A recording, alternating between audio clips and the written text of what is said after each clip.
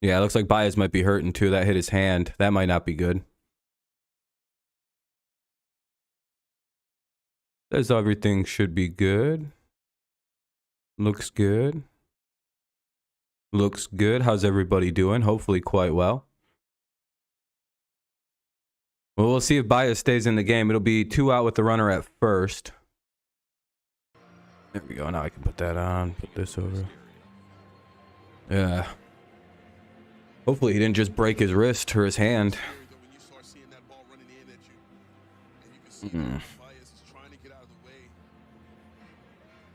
I really hope that doesn't mean he just fucked and broke it. Not idea. Not idea. What's up, Trey?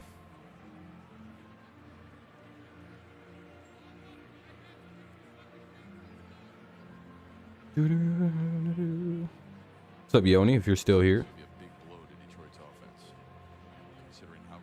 Off to a great start with the... Ooh, what the hell? Off to a good start, too, with 10 likes. Appreciate you guys. A bunch of ads. I hate how ads work. They, like, just take up your whole screen. It's pretty crazy now. And it, like, glitches out my... Jonathan Scope's coming in the game. Javi Baez just left with a wrist injury after getting hit in the hand. Well, that's unideal. Right as Baez was starting to become one of our best players here this year. One of our more important players. So now we'll have Jonathan Scope come into the game for Baez, who's leaving with a wrist injury after getting hit by the pitch in the hand, wrist area. Hopefully it's nothing too bad, but he has to leave the game. We're still in the top of the first. Here's Nick Maton now with 1 on and 2 out. And we'll see if Maton has any power in him.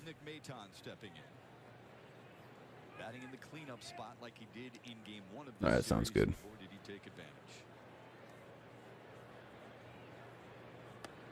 Strike one. Let's strike one just go by. Peralta, the pitcher here this afternoon for the Brewers. Tigers looking to sweep the series. They've won the series already after a 4-3 win last night. Great bullpen effort by the Tigers, so we'll see if they can actually pull off their first season sweep. Unless you count like that weird 2-game thing with the Giants as a 2-game set, as like a 2-game sweep, but we play them again in July, which would complete the series, so kind of like, well, kind of swept the Giants. We probably would have swept them. Here's the 0-2 to Maton. Peralta throws, fouls it away. We'll do another 0-2.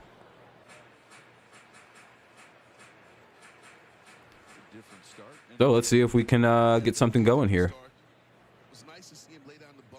If we can get a sweep, head home and have to play Baltimore again. You want to know a little stats I've been looking up, and I don't know if they've ever mentioned it on the broadcast. Foul ball. We'll do another 0-2. The Tigers have actually gone. So you know how we played a lot of AL East teams, right? Our record versus these AL East teams is 1-11. Not good, not idea. Pretty embarrassing to have been swept by 3 teams and, you know, it's 1 of 3 versus the Blue Jays. Maton strikes out. We'll head to the bottom of the first, bottom of the first coming up. Maton strikes out. It'll be Yelich, Winker, and Adames. Yelich, Winker, and Adames due up here in the bottom of the first. But so you're wondering, yeah, 1-11 is not a great record versus the AL East.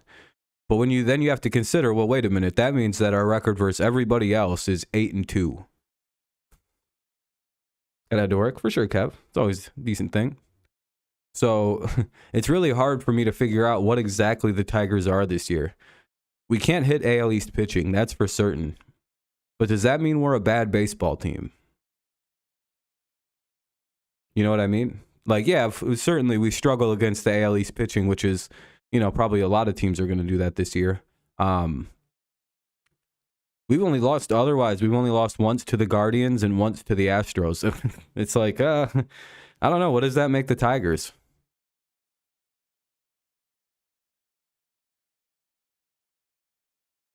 Atlantic the worst? Ah. Who are you talking about, Jalen? Oh, love it. Bally Sports just started buffering. That's cool.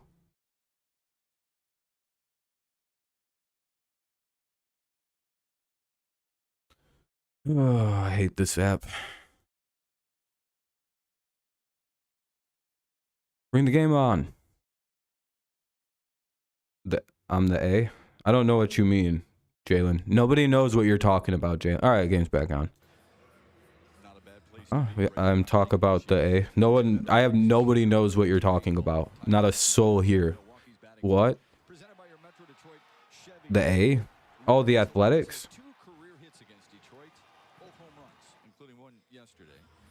We're not really talking about any of that. That's cool though. Well, yeah, Harley, the AL East is probably the best division in baseball. That'll be strike one to Yelich.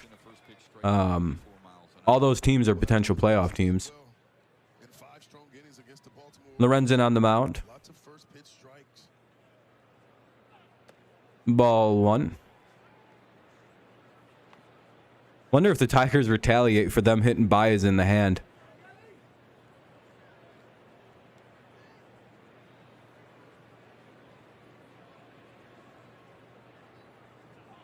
Oh, they did. Oh, shit. Here we go. That was a retaliation throw. Yeah, we just got a warning, too. We got a warning for that one. Hey, look at Lorenzen. He's got a pair of balls. Hell yeah. You don't fucking hit our best player. Bink. Motherfucker. Yeah, that was a fastball, too. Threw it right at his ass. That was a retaliation shot. Woo, that was on purpose. I don't think that was an accidental hit by pitch. Not with control like he's been having, Lorenzen. Good, I'm glad we did that. Don't fucking get to hit our guy on the hand and get away with it. Pitching up and in like that. All right, fine. We'll throw at your guys too. What's up, Kevin? I like the retaliation, by the way. I'm very pro that. 0-2 now on Winker. Tanner Bibby has 6 straight Ks and 3 shutout innings. Oh, shit. I know you've been raving about getting this guy up here, Max, so it's nice to see him coming up. Nice to see him doing well. If you haven't dropped a like on the stream, consider doing so to help get some people in here. We're in the bottom of the first, and I think we have like 10, 11 likes, so... Oh, ball in the dirt. Good stop by Rogers, so it'll be 1-2 now. Texans fan base will be divided for the draft. Half will want a new QB, half want to fill the other holes and keep Mills. Yeah, because you can tank next year and get better quarterback. Plesac going to the bullpen. He can't do start. He can't do long. He can't. What is it like? He can only go 1 or 2 times through a lineup now, and it's like that's about all he's got.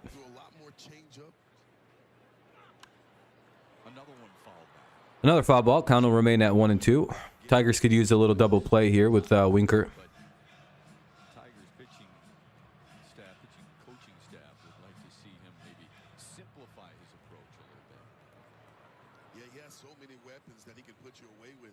Yeah. Here's the 1-2. That's down low 2-2. Did we? Yeah, we finally had a good year off him last year. I'm sure it might be temporary.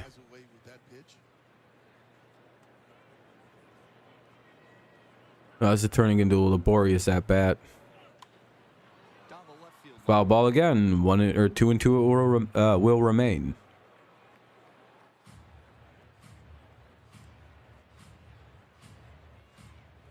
Bum bum bum bum bum bum. Not just the changeup, but spinning the ball. Do do do. You want to spin it to get him off that fastball. Makes that fastball that much more effective. Hey, we're up at 18 likes already. I appreciate it. That's ball 3. Jeez, where did that miss? Must have been a bit low. What's up, Neil?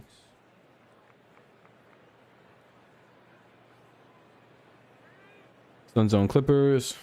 You're at least happy that one of your teams won and AFC East. Yeah, it'd be a pretty good one there, Jalen, next year.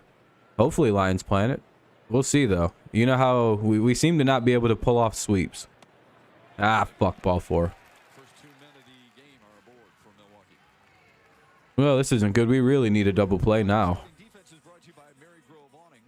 It would be nice. I don't really know what to consider the Giants series, though. Was that a sweep or was that like a maybe sweep? We will see on July 24th if we get to call that a sweep. Because technically we won both games that were, you know, in the series.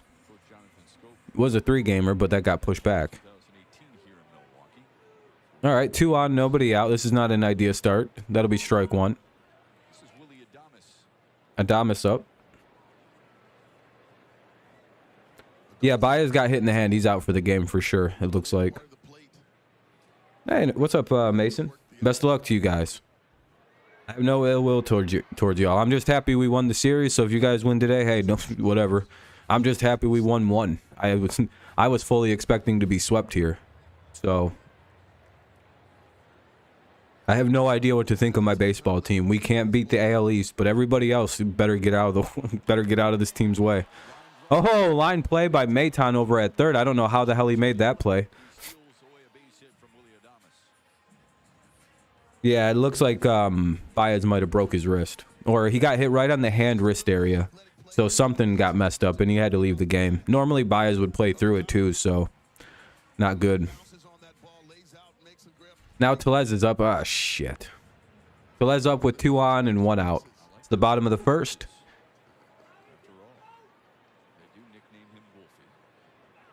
Ball 1. Well, looks like Lorenzen might just not have control today. Bit unfortunate.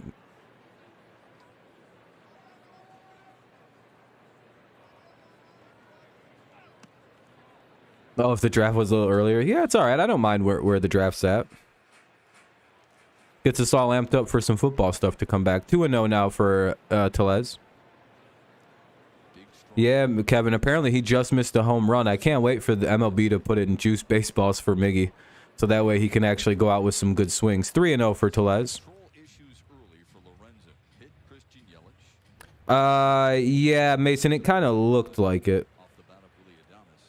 It kind of looked like Lorenzen hit him in the ass on purpose. Because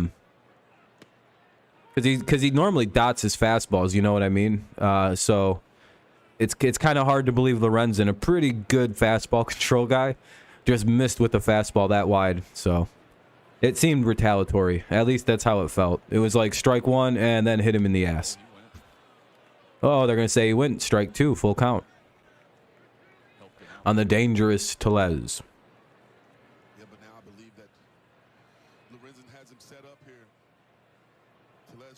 Oh, NBA Philly does? Oh, they won.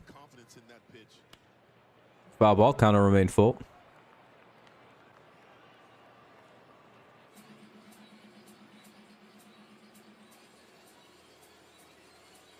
Really need to pitch to a ground out.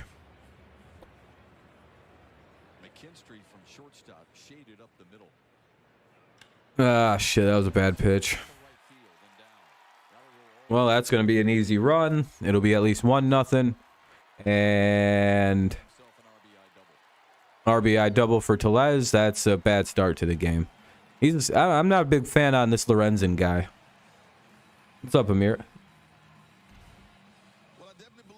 Devin Witherspoon, Christian Gonzalez, or Tyree Wilson, between those 3. I've heard the same things. I'm sure they'll take Carter or Anderson if they wind up falling. But also don't be shocked if the Lions drop back a little bit and decide not to go where they're at. Yeah, I'm not a big fan on Lorenzen. He kind of sucks. Anyway, 1-0 Brewers lead now with 2 on. This isn't an ideal start. Yeah, ball 1. Yeah, get this guy off the mound. Yeah, it's probably going to be that. Well, I don't think we can come back from a 1-0 lead. Unless you're spoiling Lions Planet, then I have to time you out. Yeah, you were spoiling. Well, I appreciate that, Lions Planet. Good looking out. I didn't know this was your stream. No, it's all right, man. What happens next? What's up, Jacob?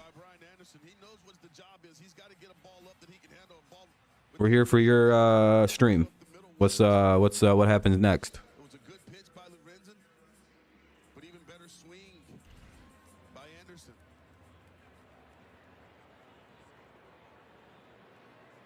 Lucky it's the first, otherwise you'd have just been timed out.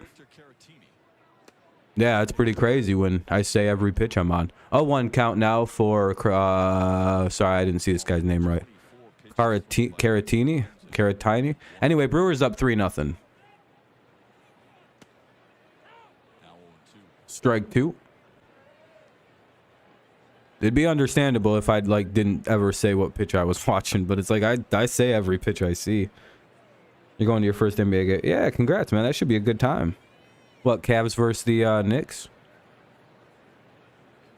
It's not a big deal, Lions playing it, because it is the first inning. I'm not that big of a, you know. That's not as big a deal as like late inning stuff. I don't like that. No, you're fine, man. You're fine. Like I said, it's just try to not do it early in games because it gets you know, it's whatever. But later in games, you know, you can't. I don't want that to happen. Guardians are winning. Tigers are a lot better than people thought they were going to be this year. Again, they can't really play versus the AL East, but you know, their record otherwise is quite literally 8-2. So it's 1-11 and 8-2. I don't know how to. Hey, strike 3. There we go. You're missing the Lakers game tonight? Oh, that's all right. Probably more exciting to go to a game. All right, now up is Turang, the guy with the cool name, with the runner at first, 2 out, but the Brewers already put across a 3 spot this inning. 7th hitter of the inning for Milwaukee. It's Bryce Turang. Yeah, they're going to Vegas. They got the whole stadium approved and everything. Turang's more of a slap hitter. Like to slap that ball to him. Mason, I think he also kind of likes the Browns, but I think he grew up in the era when the Browns were like, Has a tough time getting to that pitch. you know.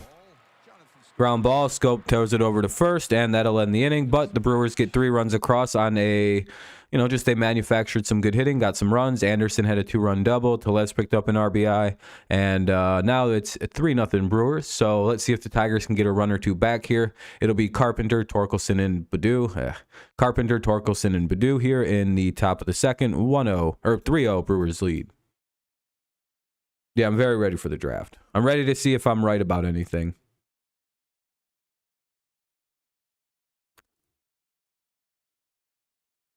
Yeah, very hyped for the Lions season, Yoni.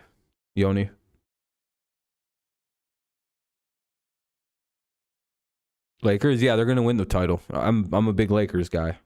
Well, actually, I don't care about the Lakers. They, you know, the team's irrelevant. I'm just a big LeBron fan.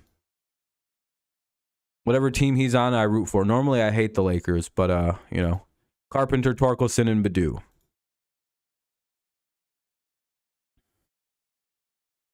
Might trade Swift. I've been hearing those rumors too. I heard the Eagles are very interested.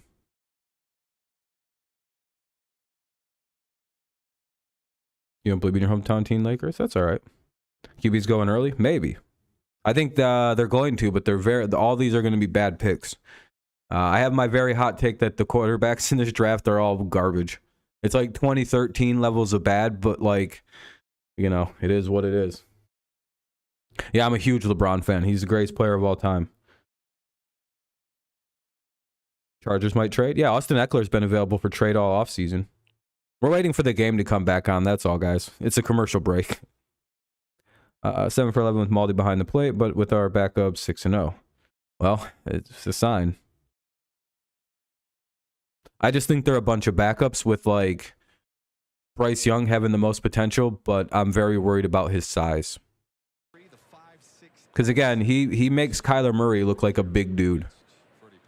And if you can make Kyler Murray look large, it's probably not the best situation. Called strike 1 to Carpenter. Montgomery. Yeah, I don't think so either. I think they should keep him. Do I like Stroud? Nope. I don't like Ohio State quarterbacks on average. I think they're not worth drafting. 0-1 here from Peralta. 0-2. I think Richardson and Hendon Hooker have the most potential of the quarterbacks this year. But outside of them guys, it's it's real slim pickings. And Carpenter stays alive, fouls it away. It'll be 0-2. Next year is like 5 good quarterbacks right off the rip. Like all 5 of the, like 4 quarterbacks in next year's draft would all be the best quarterback in this year's class. That's even Quinn Ewers and Shedeur Sanders, should they declare. Those guys would be far better prospects. Ah, damn it, Carpenter strikes out than all the guys this year.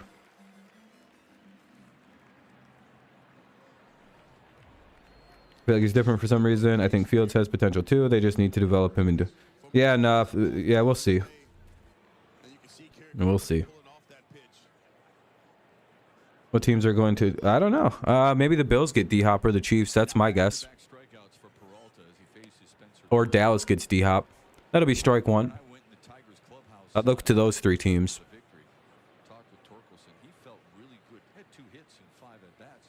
We'll see though, Lions. We'll see. It's kind of hard to tell with young quarterbacks, but it's just kind of a gut feeling. 0-2 on Torquay, chases one out of the zone.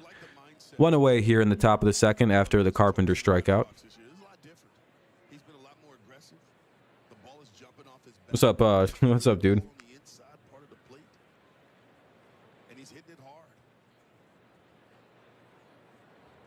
What's up, G-double-T?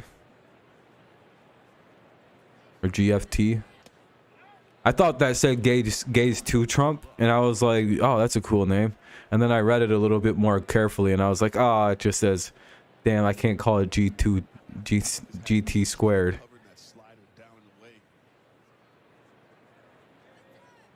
It's kind of sad.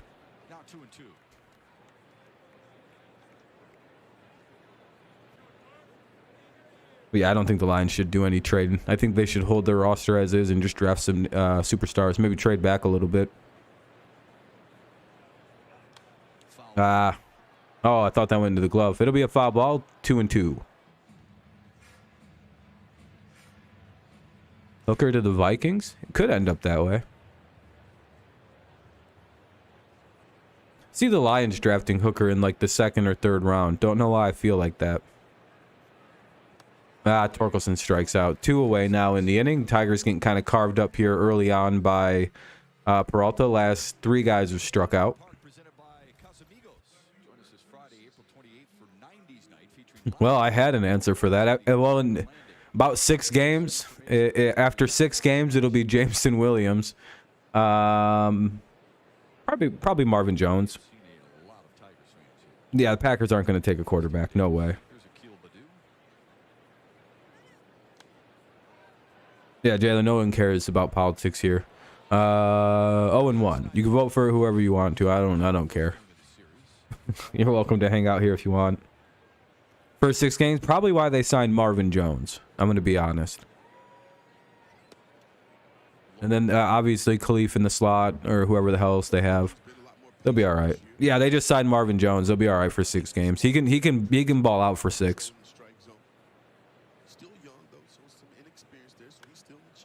What's up, stud? Yout? That's an old name. Hey, Jacob. Hell yeah. Good for the Guardians. Nice to see you guys winning. Yeah, I mean, he can work as a 2. Especially, I mean, they do have Amon-Ra, so it's not a big deal. 1-2 count here with 2 away. Top of the second. Tigers trail 3-0. Brewers had a good first inning. Tigers need to get something going here, maybe. Another foul ball. We'll do another pitch. Not much, stud. Just kind of getting ready for the draft. I have class tonight at 6, so, you know, typical day, but getting excited. That work, Wicked? Hell yeah. Hopefully we can help out the Pirates. We'll see. It's not off to a great start. Badu strikes out. Well, we'll head to the top of the, or bottom of the second, rather. Bottom of the second, it'll be Brousseau, Weimer, and Yelich. Brousseau, Weimer, and Yelich. 9-1, or 8-9-1. 8-9-1. 3-0 Brewers lead. Had to mute it. Commercial break. You know how it goes, you know, between innings. If you watch one baseball game, you understand kind of how it works. You've been losing to the Rockies. Yeah, it's a tough start. April's always a weird month of baseball. You can't really take too much away because at the end of every April, there's always one really random team that, like, like, remember 2 years ago when the Royals started 14-0, and then like for the entire month of April, they were like 23-7 or something like that. And I kept reminding everybody that, hey, the first month of baseball doesn't mean anything. And by like May 15th, the Royals will be, you know, grossly near 500. And then by the end of the month, they were 500. And then by the end of June, they were like, I don't know, 20 games under 500. And I was like, what did it, you know, what did it, let's not, again, April's a weird month. I like the teams that face everyone now. Yeah, I really like that. Yep. Yeah, I'm very glad we're playing everybody now. He's going the far route. That'd be hilarious if he does do that. No, but I think he's just going to play a year with the Jets and then retire. He is 40. We always got to remember Rodgers is 40 years old. He'll be 40 pretty soon. I think he's 39 and like almost 40. I don't know his exact birthday. He might just retire. He's old. Not everybody can go like Brady did. Remember that. They all want to, but they can't. Look at Matt Ryan. Remember like 3-4 years ago when he said he's going to play as long as Brady did?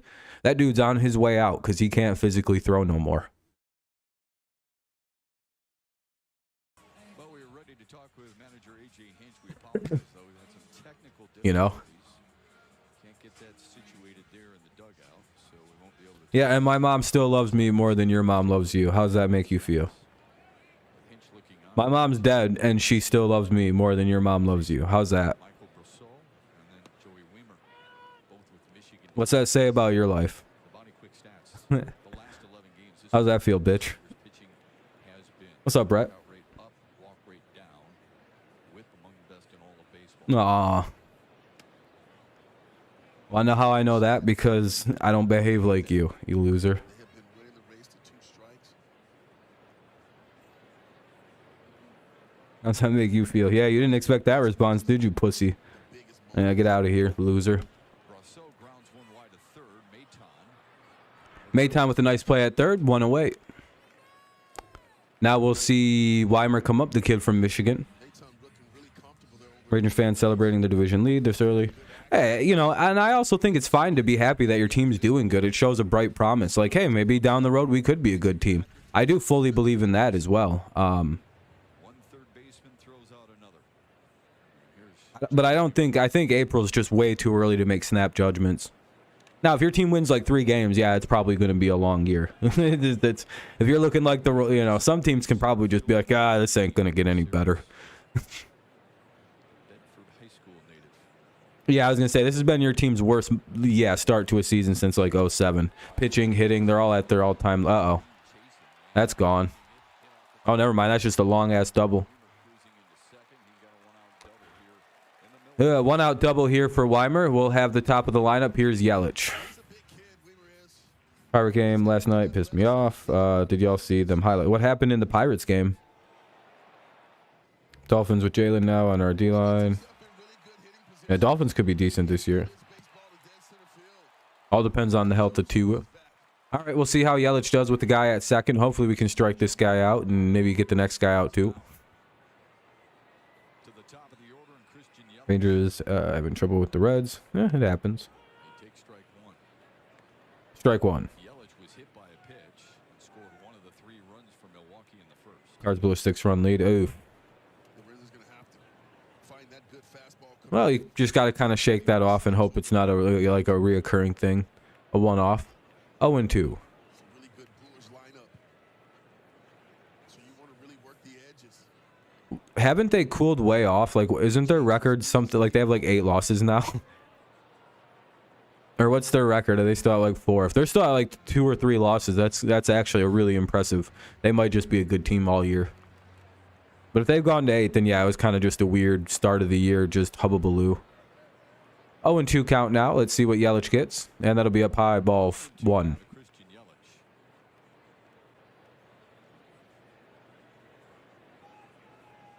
Yeah. That's what happens. People die. What kind of an insult is that? Your mom's dead. Yeah, that's what happens to people. They die. Base, Maton on the charge. I'm just curious, though. Is your mom going to live forever? You're also like 2 years late to make jokes about that at this point. In steps Jesse Winker.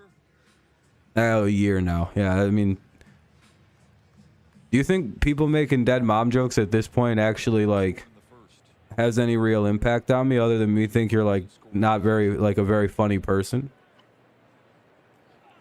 Because it's like, haha, someone you know died. Yeah, everybody dies, dumbass. People don't live forever. What kind of 5-year-old thinking is that? Are you sad? I mean, yeah, it sucks. I kind of miss my mom, but I didn't think she'd live forever. Winker came to Milwaukee. Like, I've always wondered people why they do. It's like, so those aren't even funny jokes.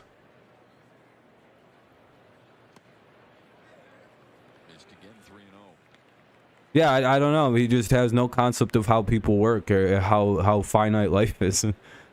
My mom lived till 50. She lived a pretty solid run. She didn't think she'd make it past 45, 40. So she got to see 50. She's very content. 3-1.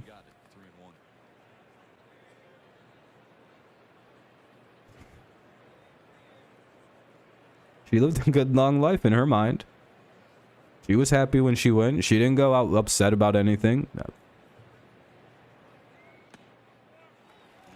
That'll be ball 4. That's, you know, Winker walks. Here comes Adamas. Oh, I'm sorry to hear, Wicked. What's really sad is even with my mom being passed away, I know my mom likes me more, liked me more than their mom likes them. And still does.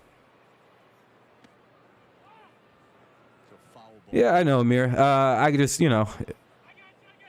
Whoa, wait a minute. What? They're going to call catcher interference? Wow. For what? Seriously?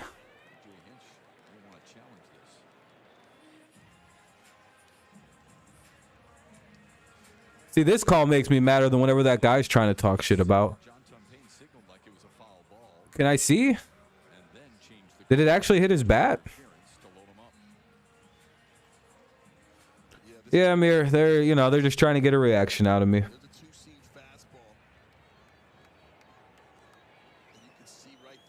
Oh, yeah, that's interference.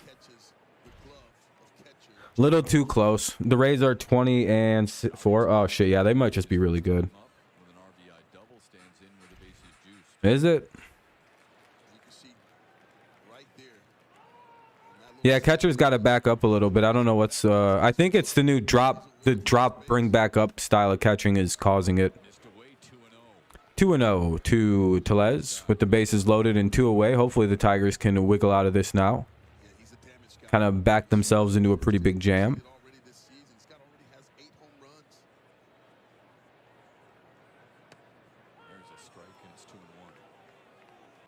So, why do you come in on fake accounts? Just curious. Are you not like ballsy enough to say this on a real account?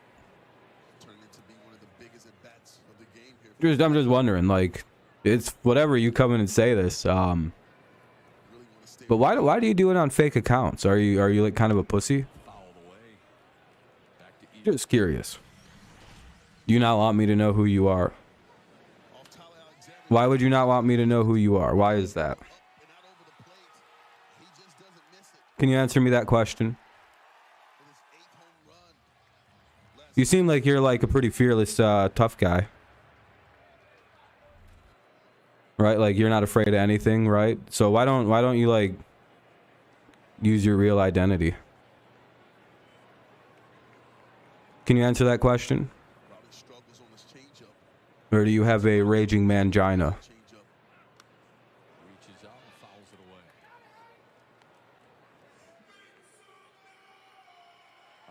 Check if you're in live chat or top comments, Trey.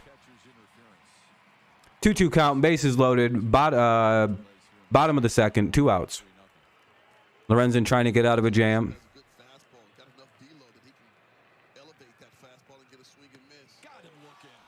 Anyway, that'll be strike 3. Good job by Lorenzen to pitch out of it. The lead will stay at 3-0 though, so it's not exactly out of like the shits yet. But hey, you know, it'll at least keep it something manageable. Rogers, Rogers, Vierling, and McKinstry. Rogers, Vierling, and McKinstry due up here in the top of the third. 3-0 Brewers. You can answer the question, man.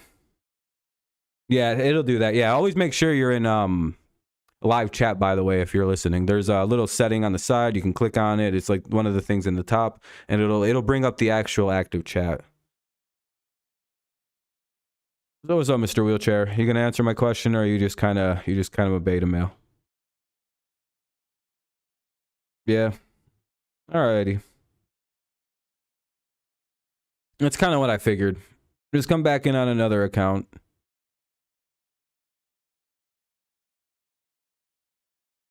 Maybe come in on your real account.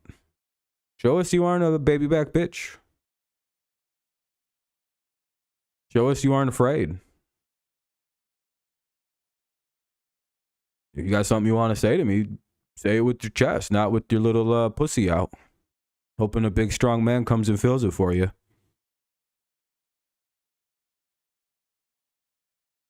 Anyway, Rogers, Vierling, and McKinstry do up in the top of the third. Don't let Dirty Rob bitch you up right now, because you're getting bitched up by a guy who calls himself Dirty Rob. I weigh 147 pounds. You're getting bitched up by me. My wrists are this skinny. You see that? You see how there's like no power in these bad boys? You're getting bitched up by me. I type almost 100 words a minute. I'm a nerd, dude. And you're getting bitched up by me.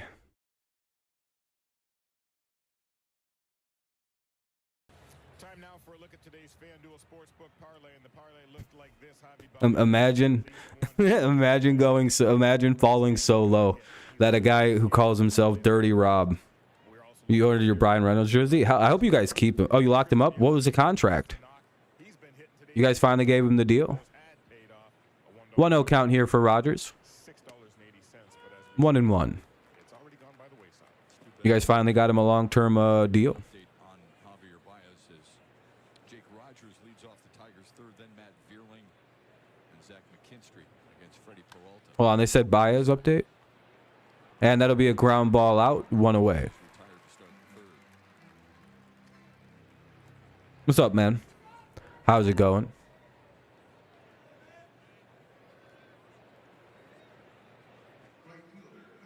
Here comes Matt Vierling. Good night for him last night. Yeah, I really thought Vierling put together some good. Vierling's up now. No, they don't have the update. I was kind of listening to hear if they had like an immediate update on Baez. That ball the opposite way. Especially the first at bat when he was down one. Are you going to pretend like this is your real account, even though you just made this account probably 2 minutes ago? Well, I just like with 2 strikes. Question. It's an adjustment. Spreads out, chokes up, Also, you should learn typing variation. and you spread out, you shorten up your movement with your mechanics. When you choke up, you have more control of the barrel. Of your See, same. All three of You see how easy that was, folks? the opposite way. Should call let's call it a swish on what this loser is. Again, learn how to mix up your typing, and come in on your real account that wasn't made yesterday or today. All right, I gave you very specific directions. Okay, pussy, follow them. Oh shit, he misplays it. Vierling will slide into second with a double. First slide.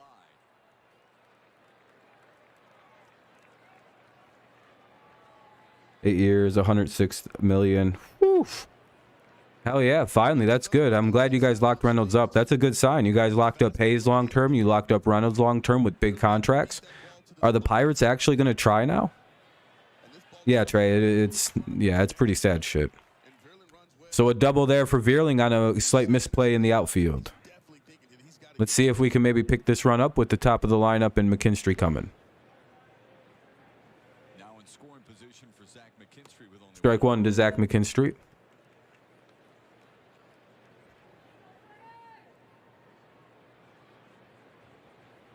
Yeah, hopefully. Be a good sign. You guys are a way too historically rich of a franchise to be this bad for so long. swung on and missed. Or to be this cheap. Like, it's like, what do you guys, like, why, really? Why are the Pirates behaving like this? 0-2.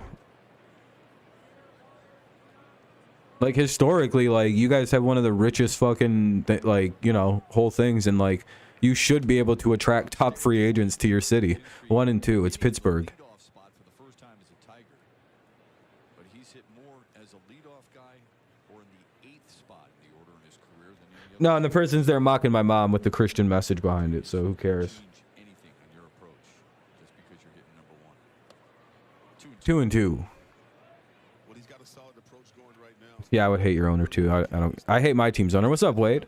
Where are you at? Where are you at the game? I remember you saying you were going to go to this game for a minute. Where are you located? 2-2 count here for McKinstry. Tigers could really use a base hit to get this at least on the scoreboard here. It's 3-0 Brewers. Fouls it away.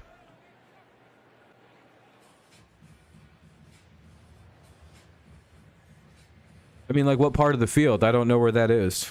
3 runs from Milwaukee in the first. This is Detroit's best scoring chance so far. Not trying to be rude, but I've never been to Milwaukee Stadium.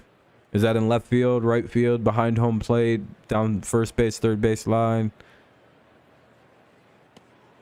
Ah, damn it. McKinstry strikes out. 2 away.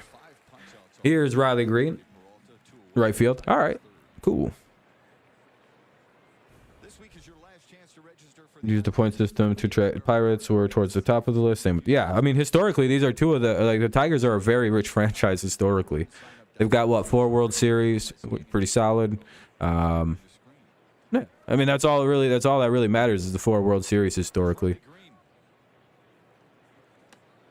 They have a cool slide. It's a nice stadium. I like their stadium.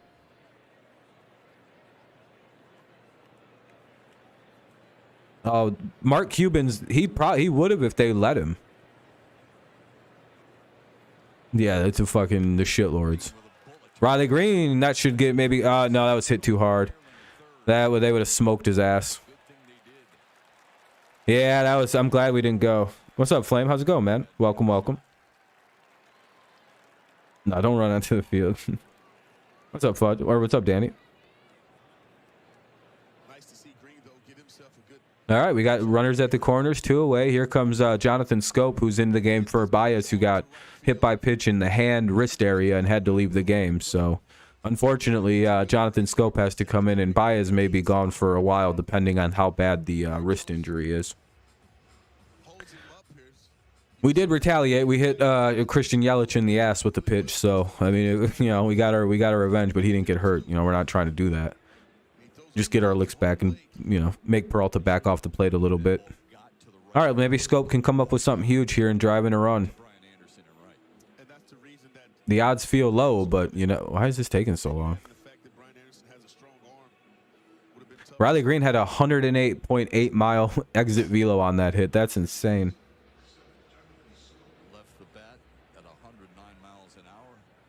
Mario Lemieux had something to do with Mark Cuban and not buying the team. Really? He got denied straight up just from buying the Cubs. The MLB just said no when he was trying to get in on buying the Cubs. They said they don't want his bombacity in Major League Baseball. I'm like, fucking dumbasses. Let Cuban buy a team.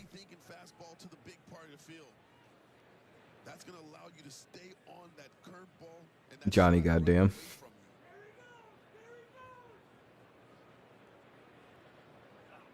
Yuri Gurriel hit a inside the wait today. 1-1 here for Scope. He swings and misses. Scope, please get a hit. Baez would have had a base hit in this at bat.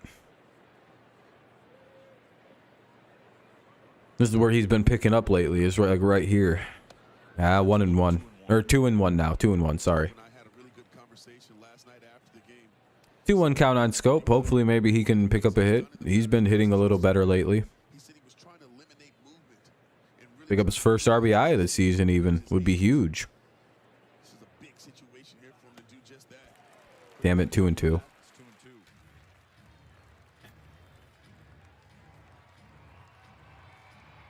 We might need Scope now because Baez might be going on the injured list depending on the hand injury.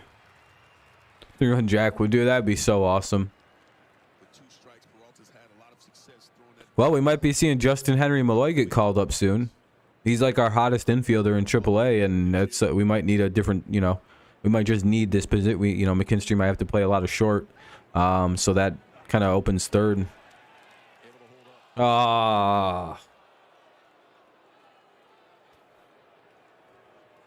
And I'm pretty sure Maton can play shortstop, second base. So. And you know, so Maton being a utility infielder really pays off here if Baez gets hurt, but not ideal. It's a full count, by the way. Foul ball. Yeah, he got nailed. It's like the hand wrist area, like the worst spot to get on like a hit by pitch. It's like right in like the wrist socket divider area.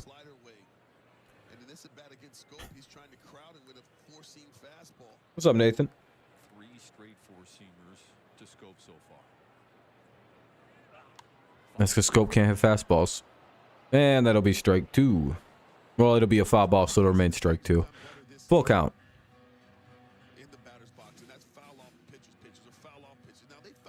6th inning. That'd be pretty nice. I don't know if we're capable of a sweep. We can win 2 or 3, but I don't know about the full sweep. That's a lot of winning. Here's the full count, and he strikes out. Scope sucks. Oh, what a surprise. Scope strikes out with the golden scoring chance in front of us. Anderson, Caratini, and Terang. Anderson, Caratini, and Terang. Hopefully the Tigers can get a quick inning here. Bottom of the 3rd, 3-0 Brewers.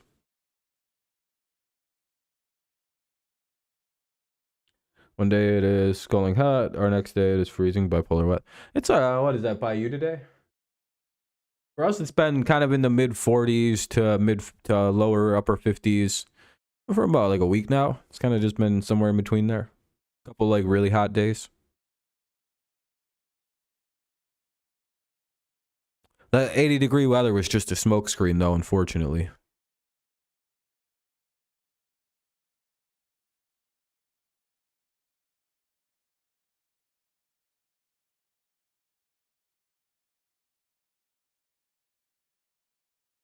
Dun-dun-dun. People are mowing their lawns today, at least. Yeah, well, it's probably been dry enough to where they probably can, and it's enough time where grass is growing at least to a decent. I've noticed around me they mowed yesterday for the first time, so that makes a bit of sense. Carpenter and All-Star? Maybe. I hope so, Danny. More than likely, our All-Star is going to be Alex Lang. Yeah, it's a Ty Law jersey. We'll just say that. Yeah, I seen that. You guys blew a 6-run lead. It's a pretty heartbreaking way for things to end. Oh, shit. Okay. Again, it'll be Anderson, Caratini, and Terang do up. Cool last name, as always. Bottom of the 3rd, 3-0 Brewers. It's actually a Gilmore jersey, but we'll call it a Ty Law jersey. Yeah, I'm also a very big fan of Ty Law. He's one of my favorite defenders of all time. So we'll just say Ty Law, but it's actually Stephon Gilmore.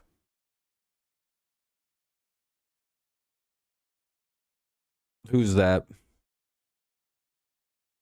Ball 1.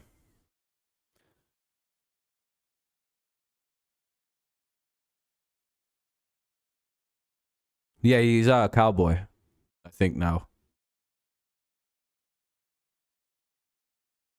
Call that strike 1 to Anderson. He's 1 for 1 with a double. Scored 2 runs on it. Part of the reason Milwaukee's up 3-0. And that'll be a base hit up the middle. And it gets underneath the diving glove of McKinstry. That'll be 1 on 1, no out. Yeah, they're going to try. There's a breaking ball, more of a sweeper on the outer half of the plate. Ugh. Anderson stays on that ball just enough to get it by the diving McKinstry. Yeah, we just never seem to be able to complete a sweep. It was. I mean, we won the series already, so it's kind of, you know, it's fun, but we just don't have what it takes to complete the series. Ah, damn, that's gone.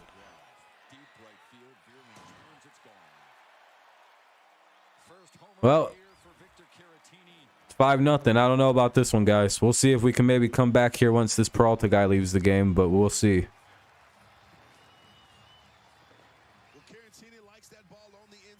Harris Johnson? I don't think he falls that far.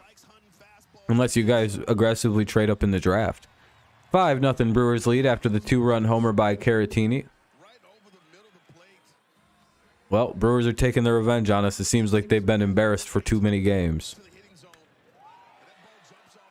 Yeah, I can't wait for the draft either. I'm very excited. I got 3 picks to look forward to. 2 Lions picks and a Patriots pick. Yeah, I wonder where Jalen's going. Ball 1. Pittsburgh moves all the way up for Jalen Carter. That'd be pretty crazy. Royals fans, yeah, it was because they're fucking. What do they got? Like 6 wins? Like, what's the Royals record right now? This is the rookie Bryce Terang. 2-1.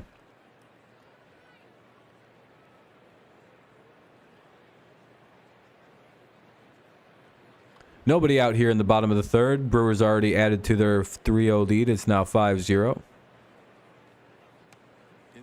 2-2.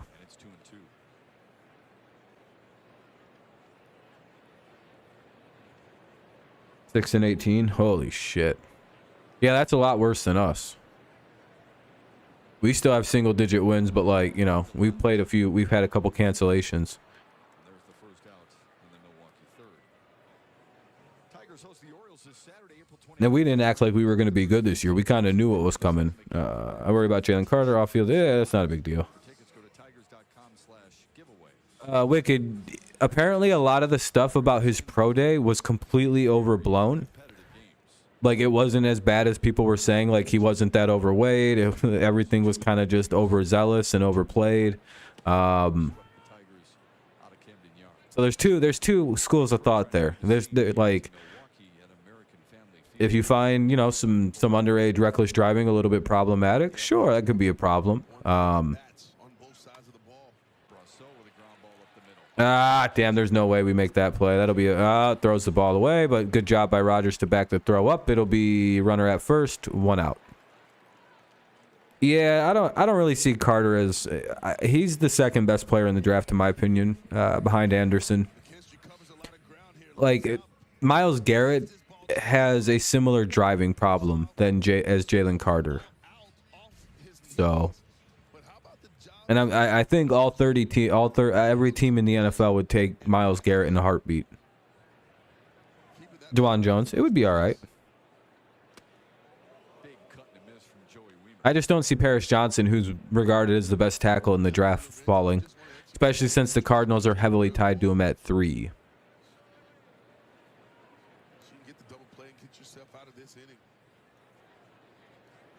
You want to see him go to the Bears? Yeah, I'd like to see Jalen in Detroit too. 0-2. I hope he falls all the way to the Patriots at 14. I'd be so happy. I bet. All right, cool. We'll take this guy. We took a murderer. We can deal with some character issues. Does he beat women? No. Welcome to New England, buddy. And that'll be a foul ball. Counter remain at 0-2. Batter is Weimer. Runner at first. 1 out here in the bottom of the 3rd. It's 5-0 Brewers. I'm guessing it all depends who's there for the Patriots. I'm guessing if Paris Johnson isn't there, then they'll probably look to like Jackson Smith and Jigba or Zay Flowers. Or if they go tackle, they'll probably look to see if Skoronski maybe. If they go corner, they're probably going to look to see if Witherspoon or Gonzalez are there first before they take Porter, in my opinion.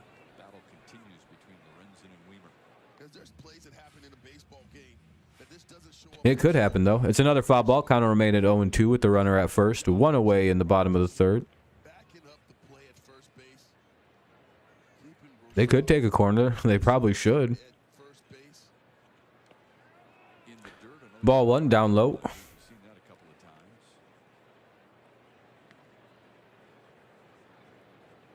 I hope some of you guys come to the NFL streams we do on the channel. It would quite make the streams a lot better. As they stand now, only like fucking 5 or 6 people show up this time of year to those streams, so it'd be nice to see some other people pop in there. That'll be strike 3. Good job. 2 down now in the inning, but it's kind of already too late. The damage has been done this inning.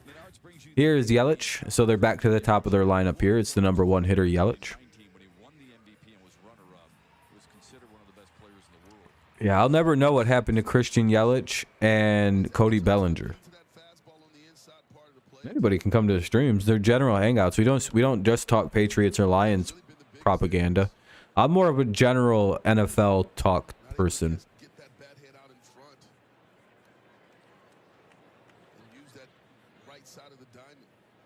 Like, I know a lot about every team. With baseball, I'm pretty hyper-focused to the Tigers, I will admit. 0-2.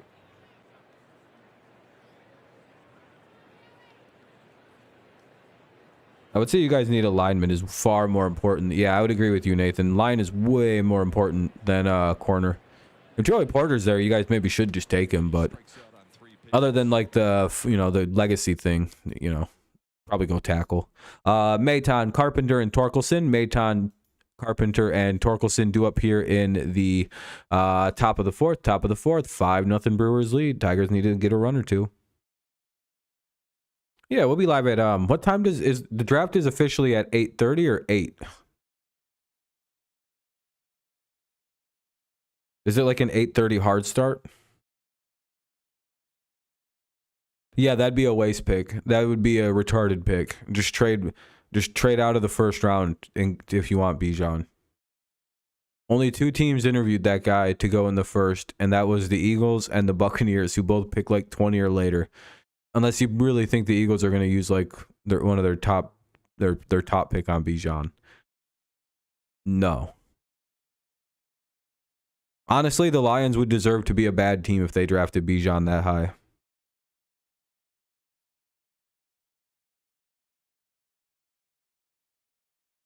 Drafted 8. Thank you guys. I appreciate it. Like I wouldn't be rooting for the Lions anyway. I'd be like, oh well, that's the end of that. They were doing so good.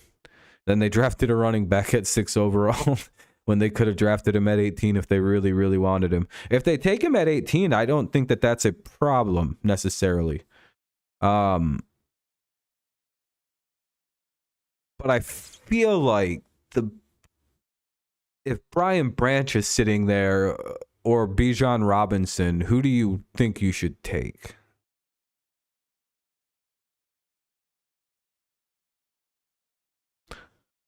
Hopefully the game pops back on soon. Gotta love how slow Bally Sports is. They're just like, listen, this app moves at dinosaur speeds. It's a good mix for Freddie Peralta so far today. It's working for him. Yeah, the Tigers came into today's contest thinking that No, I wouldn't draft a running back in the first round, though. That's, you know, it's bad football. but he's kind of flipped the script. He's throwing a lot more off-speed pitches. Ball one. But I have no use for, I don't think running back's that important. One of the best young running backs in the NFL is like that Isaiah Pacheco kid from Kansas City, and he was like a 7th round draft pick.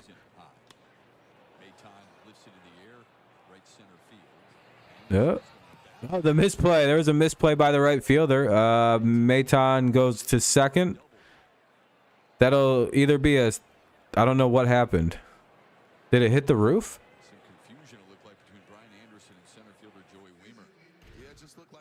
Oh, no, just miscommunication. It looks like Weimer and Anderson kind of miscommunicated. Anderson must have thought Weimer was coming in a little harder than he was and pulled off a little bit, but then, yeah, just a misplay. So it'll put Maton at second base with the leadoff double, so we'll see if they can drive him in. Good shot at a run here. It's 5-0 Brewers still, though. Top 4. Peralta's still pitching. He's only at 54 pitches at this point in the game. Shitty outfield defense. No shutout for Bibby, but 1 run in 5 2/3. And 8K. That's a really good start. That's a great debut. Carpenter struck out swinging his first time up. Yeah, but you don't have to get a good running back in like the first round, second round, or third round of the draft anymore. I think it's actually bad football to take a running back in the first 3 rounds of the draft. The team who just won a Super Bowl took one in like the 6th or 7th round, and that guy is really good.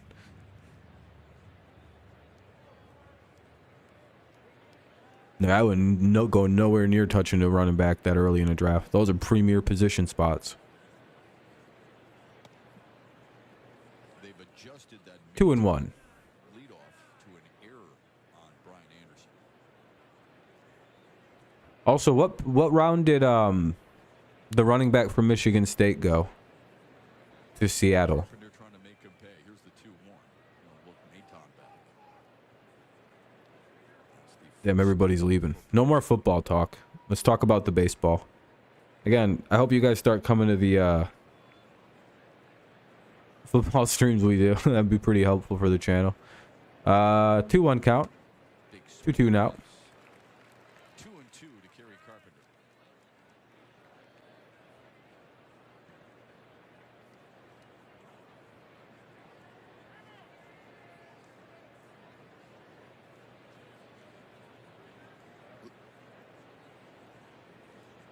Plus, the Lions have like 5 good running backs. They don't need to draft a running back. See if Carpenter makes an adjustment here. That Curtis Jackson guy is a really good third back. 2-2 count. Runner at second. Nobody out in the top of the 4th. Carpenter having a little battle here against Peralta. Fouls another one off. Have to just hope he doesn't strike out, and if he gets out, hopefully he moves the runner to third. Didn't have to be back in there with the pitch clock at 20 because there's a man on base until 8 seconds. Finally stepped in right around 11-10. I don't mind ground outs with the runner at second and nobody out. Yeah, when it's to that, yeah, that's a good job. It'll get the runner to third. See, that's the only important thing of that out, is as long as the runner gets over to third, that's what you would call a very good out. It's a productive, good out. It was a good at-bat by Carpenter. It's the next best thing to getting on. You hit the ball to the right side and the runner just pushes over to third. Yeah, this guy's pitching really good, though. This fucking Peralta guy, we can't really get consistent anything going against him. Torkelson's up now. Runner at third, 1 away. Hopefully we can just see a nice sac fly here. Fuck, he's trying to hit him. Yeah, I like all the new rules. Baseball has hit a home run on every single thing it did in the offseason somehow. Pitch clock's good. There might be a little bit of few things to work out.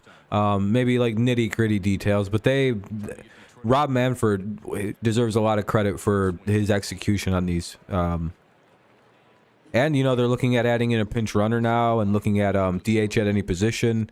So they're actually being forward thinking now even. You know, robotic umpires are coming. They just want to make sure they have the system down perfect. I think things are definitely getting better for the game. Manfred just had a really weird beginning. He's really doing a good job of mixing up his pitches. I think the way he's 1 and 2. Come on, Torque. No, don't strand this guy. Because Badu is just gonna strike out. I mean, it is what it is. I don't think Manfred's that bad. Bud Selig handed this guy a fucking mess. Have fun with the steroid scandal that's still kind of going on, and the pitcher's cheating, and everybody's cheating.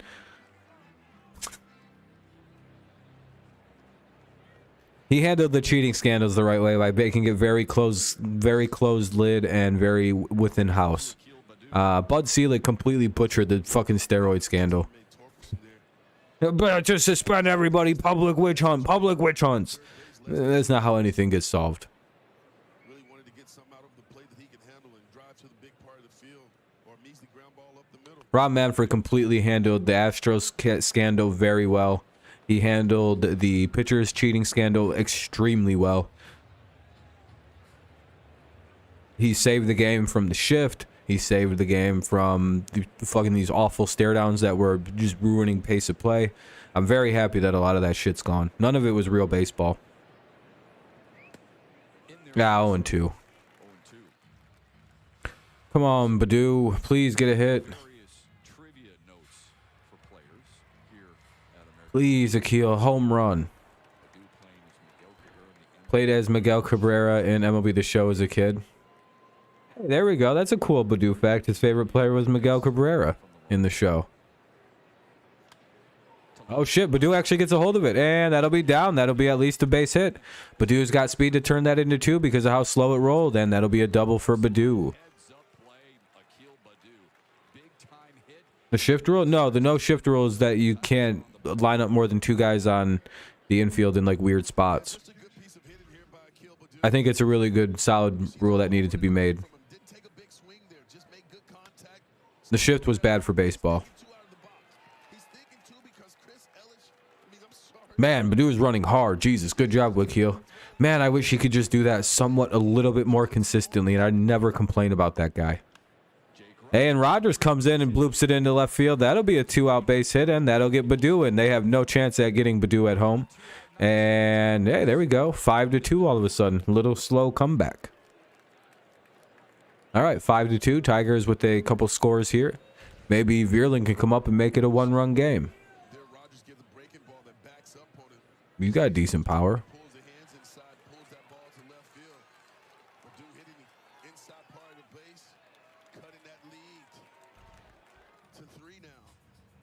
What happened? Where's everybody? Seems like the stream was doing a lot better a little bit ago. Yeah, that's all right. Thanks for everyone who's tuned in.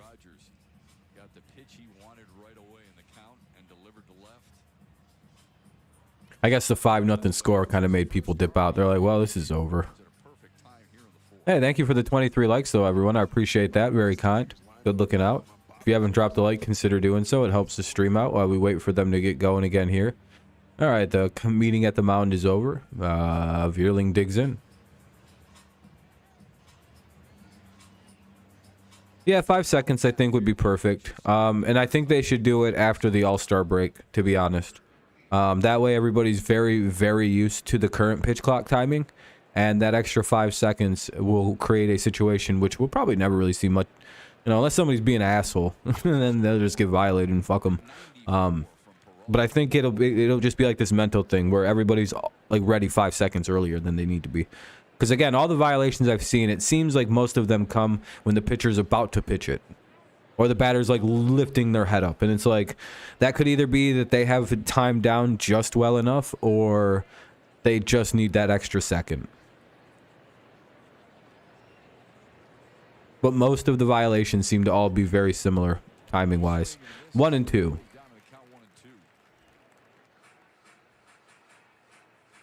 And I think that could lead to injury, having guys stop their motions and shit. Exactly, Harley. 1 run at a time, baby. Brick by brick.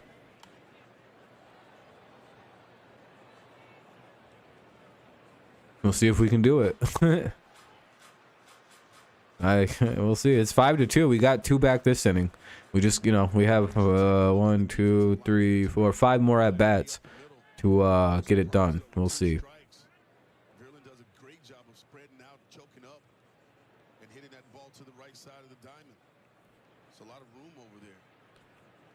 Here's the 1-2 to Vierling.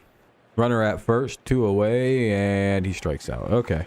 Well, we'll head to the top of bottom of the fourth, rather. Bottom of the fourth. Tigers get a couple runs back. 5-2. 5-2 now. It'll be Winker, Adames, and Tellez. Winker, Adames, and Tellez due up here in the bottom of the fourth. 5-2 Brewers. Commercial break now. Could just be sweat and rosin. Some people are claiming there's rubbing alcohol involved, but I don't know. I feel like that'd be a lot more obvious if he was doing that. Have you ever fucked around with rosin and rubbing alcohol? That literally turns into like this weird glue texture. Like you would be very like visibly able to see what that looks like. You wanna know how I know about rubbing alcohol and rosin bags? Because there was 2 guys I played with in high school that cheated like that, and they threw some crazy looking shit for high schoolers. So I know specifically. No, it's there's like hydrogen. There's like a certain, I think it's, I don't know what brand of rubbing alcohol or what proof it is. But like you mix that with like the weird texture of the rosin and sweat, you get this crazy like glue-like substance. No, there's something else to it. I'm telling you, Wicked, it's not just rosin. If it was rosin, he'd have appealed and won. There's a reason he's just accepting the 10-game suspension, because I think they caught him using that fucking rubbing alcohol. Hold on. Let me see if I can find the thing that like kind of confirms what I'm talking about. Oh, that's in Amir's Discord. I think I was talking about that. Yeah. We'll watch. I'll show you something after the next commercial break. Is it back on? Yay! I'm pretty sure there's you'll see why, and I don't think that's actually banned. Well, actually, I think it is rubbing alcohol. I don't know. But you can look up rubbing alcohol and rosin, and there's all kinds of crazy shit about how it makes like a super adhesive. One away now in the inning. Now up is Adames. You would think that they wouldn't combine like that. You'd just be like, how's that even?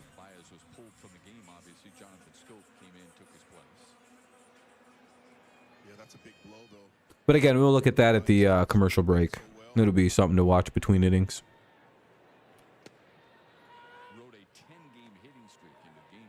That'll be called strike one to Adames. Yeah, I you know, I don't know. I don't think Max did anything like super nefariously wrong though.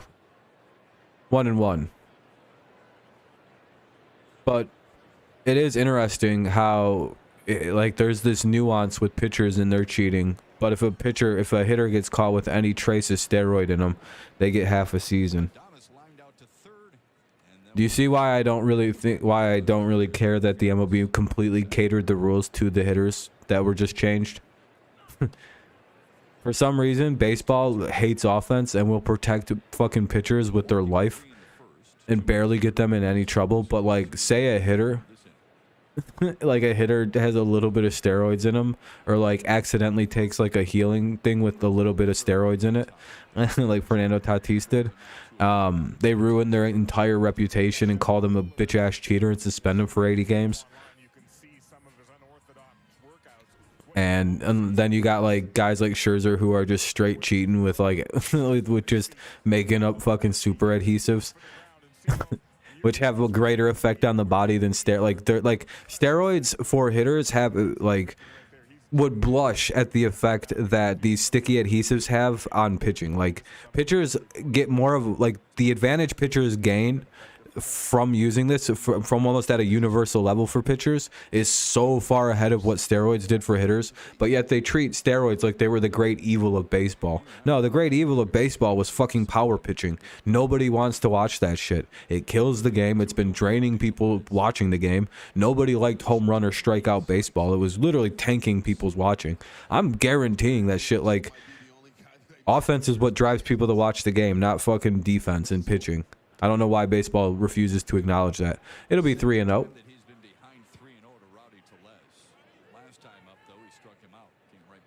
They like overcorrected and like really went after hitters, but like have done nothing to any pitchers for cheating.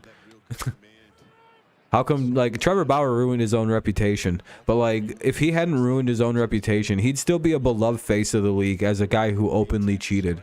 Like imagine Barry Bonds getting that treatment.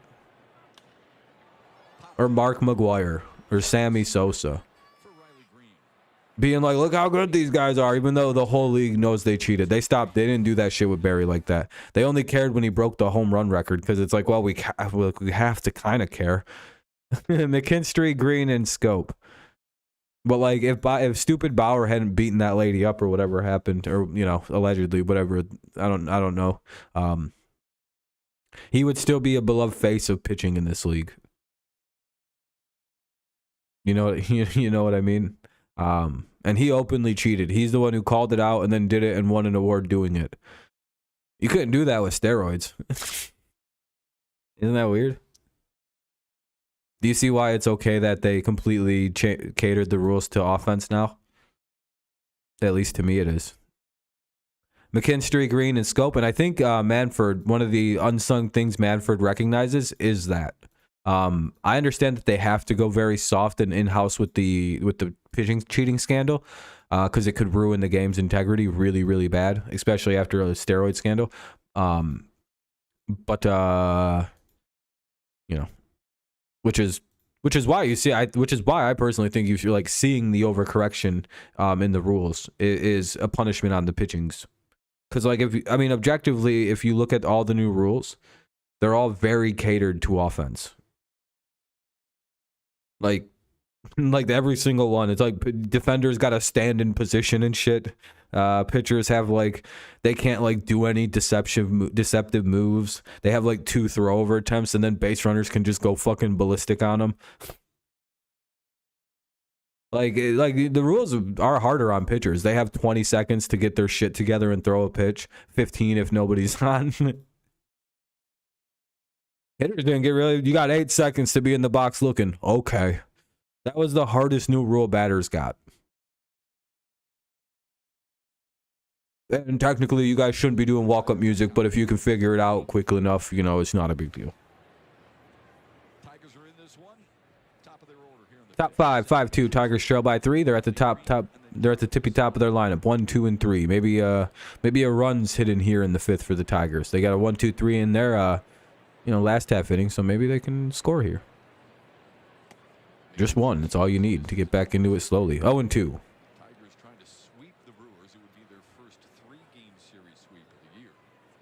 Okay, so they do count our sweep of the Giants as a 2-game sweep then. Hell yeah, we got a sweep already this year. Look at us. We're unstoppable. Which is pretty darn good considering Milwaukee's only lost 3 series all year. Arizona, Boston, and now Detroit. Damn, we're only the 3rd team to take a series from the Brewers this year. That's pretty good. 2 and 2. But to be fair, like I said earlier, though, why aren't the broadcast hasn't brought up this at all? The fact that we're 8 and 2 versus every other team in baseball.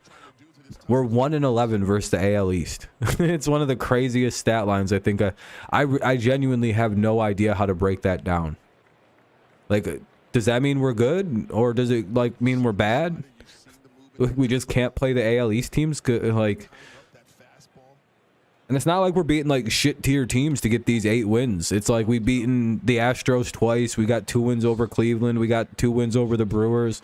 We beat the Giants twice. That's that's not that impressive. But like our actual wins versus like the teams that it's not like we're just kind of playing like the Athletics and beating the shit out of them for 4 out of 4. That's half our wins. No, it's like respectable teams, really.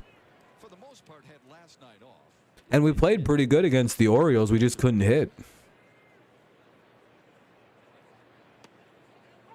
Like, if we could have scored 4 runs in each of those games, I think we win 2 or 3 versus Baltimore, too. But we can't hit versus the AL East. But that 1 and 11 and 8 and 2 split is crazy to me. 0 and 2 here to Riley Green. No, 1 and 2. Sorry, that took the ball.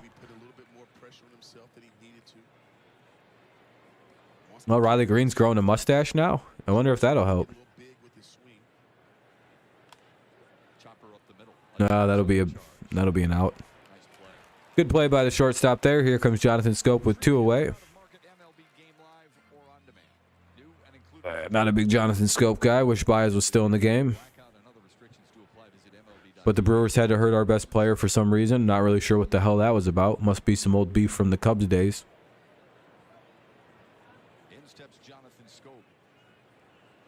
We should have hit that big ass dude Tellez in the face. No, I'm just kidding. We hit Yelich back in the butt, so we got our hit back. Scope flies out. Man, Scope's out of there, so we'll head to the bottom of the 5th. 1, 2, 3 go the Tigers. It'll be Anderson, Caratini, and Terang. Anderson, Caratini, and Terang here in the bottom of the 5th. 5-2. Here's that video I was talking about, Wicked. Oh, Baez hurt his finger. Or Baez got hit. Shut up.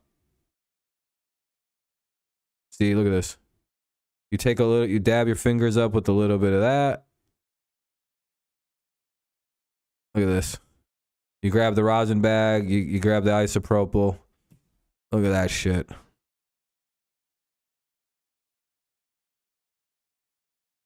Look at the grip on that. That's with rosin and that's rosin and isopropyl alcohol. Well, and again, I know about this because people at my school cheated like that. I know what that look. I was like, oh, okay, that's gonna get around now. Okay. Yeah, that shit makes your hands real grippy. What's up, Dan? What's up, Dale? Yeah, we've taken 2 or 3 from you guys out of nowhere. It's we're just like a really random team that can't really play consistently. We play good for 2 games at a time, then lose. Or we come back real randomly in games like this, where all the scoring's done before the 3rd inning. All right, Lorenzen back to the mound to work. This will probably be his last inning here in the 5th because he's at 84 pitches. So, yeah, Wicked is pretty crazy in my opinion. How strong? Yeah, I know. It's like you wouldn't think that like a cleaning agent would bind with rosin and create like this super fucking grip, but it does. It's very strange. I think it does something to the rosin and like dries it out and like I don't know the science. I don't know the science behind it. It has to do something to this. It has to like create like a weird adhesive bond in your hands or something, like super dry it and like make it like bring out all like the sticky properties of what rosin is. Because I mean, I don't know. It cleans it, makes it more pure. I have no idea. Yeah, that should be the first out of the inning. 1 pitch, 1 away here in the 5th. Good start. Anderson grounds out. First time we got him all game. Here comes Caratini, who's unfortunately he hit a 2-run homer, which put his team up by 2 more runs, which made it a 5-2 or 5-2 game. Thoughts on the Rodgers trade? Packers got a massive W. I made a little video about it on my channel, so you can always watch that for more in-depth thought. That'll be up high, ball 1. But it does seem like the Packers won to trade a 40-year-old quarterback who might retire next year for a 2nd-round pick and basically a 1st-round pick, barring a disaster, and a 6th-round pick is pretty crazy. I feel like the Packers got every single thing they wanted and then a little extra on that with a higher draft pick in the 1st round. Yeah, I don't know how any Jets fan could twist that as a win. Yeah, you guys did the right thing. He's gonna retire probably next season anyway. I don't think he's playing after this year. If you guys get if that actually turns into a 1st-round pick, that's a haul for Aaron Rodgers at this point in his career. 2-2 gives you guys a good picks to rebuild on. You have 2 1st-round picks next year, basically.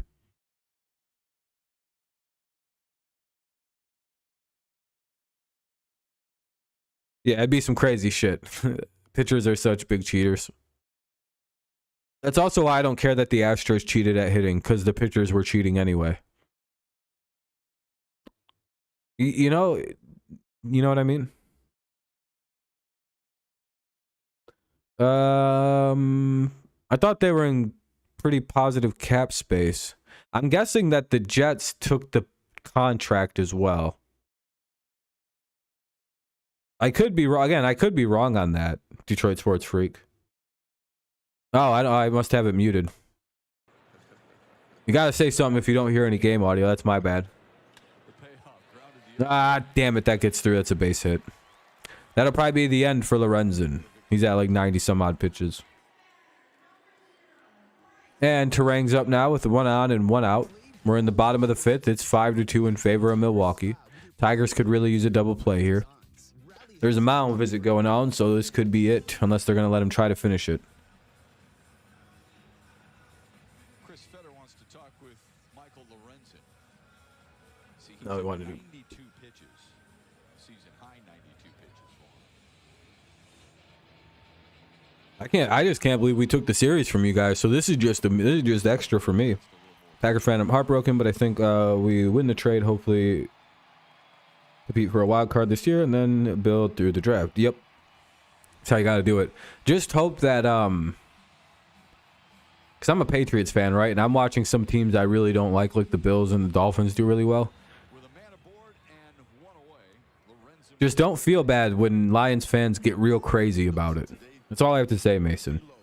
Because trust me, as a Patriots fan, who is a fan, the way we've done the Bills and the Dolphins, the Jets still haven't beaten us yet. We beat them for 8 straight years now. We won 20 of our last 21 games versus them. It's hilarious. Lions fans are gonna get real loud this year at you guys, to the NFC North people. They're gonna be. It's gonna be aggressive. And if they win one playoff game, their shit won't stink for a very long time. Yeah. That's all I have to say. The Lions fans might be very unmerciful. Especially if they go far. Oh boy. If they've actually turned that franchise around, them fans are going to be some of the more...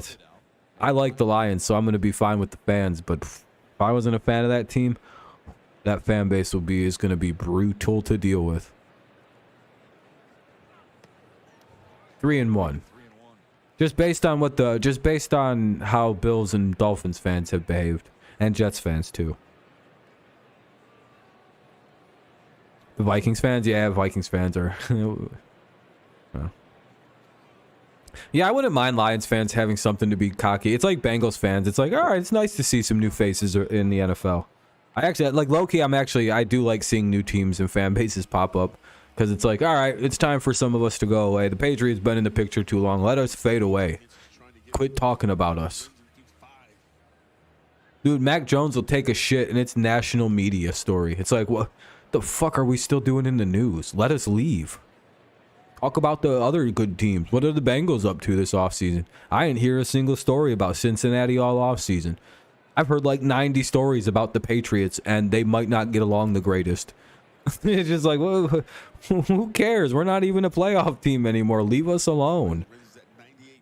There are 3 guaranteed playoff teams in the AL East, or in the AFC East, and they're still going to talk about us the most.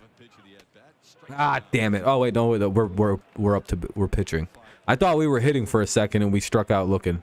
Terang down. It's 2 away in the bottom of the 5th. I don't know why I thought that. I genuinely thought we were hitting right there. It's Bears fans, huh?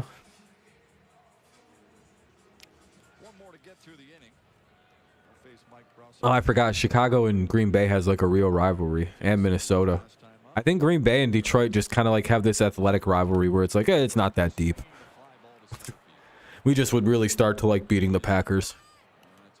You know what it is? I think the Lions are more honest about their intentions. So like, we could lose every game, but we just really want to beat the Packers twice.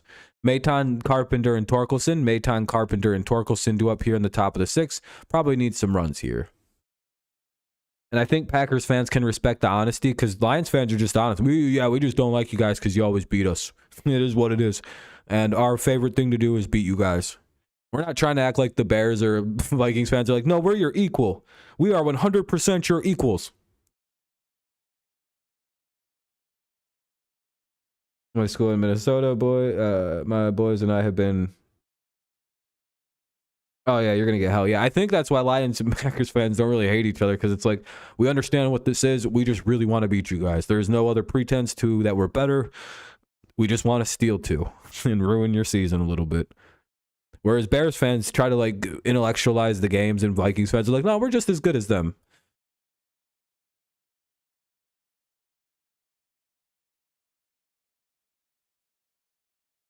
Still think Hunter Henry's a great pickup. Yeah, I don't know what happened with Jonnu Smith. That didn't work out, but shit happens. Sometimes you sign some bad free agents. Hunter Henry's is a great player though. One of our top receiving targets. Maton, Carpenter, and Torkelson. And a great blocking tight end as well. Yeah. I'm just sad we weren't able to draft Hunter Henry like we should have been able to, because the fucking Chargers stole him from us. Not till I see the offense. I don't know what our offense... I gotta look at things first. Everything's brand new. I gotta see what Bill O'Brien's up to. Until they start showing me what the offense is going to look like in practice, I have no idea what Bill O'Brien's up to. We're going back to his 2 tight end system that worked so great with Gronk and Hernandez. And that's not sarcasm. His offense with Gronk and Hernandez was like legendary in 2010, 2011. But, you know. It's almost at 100? Hell yeah, Kenny, good job. So I don't know. Consider Mike Gesicki at tight end. He might put up crazy numbers. Him and O'Brien and Gesicki go back to their Penn State days. Ball 1 to Maton. Yeah, I was a little surprised that they changed it. that Brian Anderson I would also look at Stevenson as a running back. he never touched the baseball. Nate touch should have been awarded a double. Their defense is always pretty solid. We don't really give up many points. I mean, we get a lot of turnovers. We're usually like top of the league in picks and shit. 1-1. One big change I'm going to do this year in my leagues. I don't think I'm going to do 2 quarterbacks anymore. I kind of hate that. 1 and 2. I think I just want to go to 1 quarterback because I've noticed with 2 quarterbacks, people will get like 4 quarterbacks on their thing.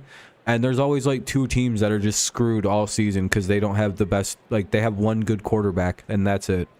It's just like, yeah, I'm done doing that. I think that's retarded. I'm done with the 2 quarterback thing because I'm tired of people hoarding quarterbacks. If you have more than, I might just limit it to 2 on your roster at a time. I really hate quarterback hoarding. I think that's a really shitty strategy. So basically, if you get screwed and don't pick a quarterback, like quarterbacks aren't supposed to be first round like fantasy draft picks. Like that's like it's like bad to do that usually.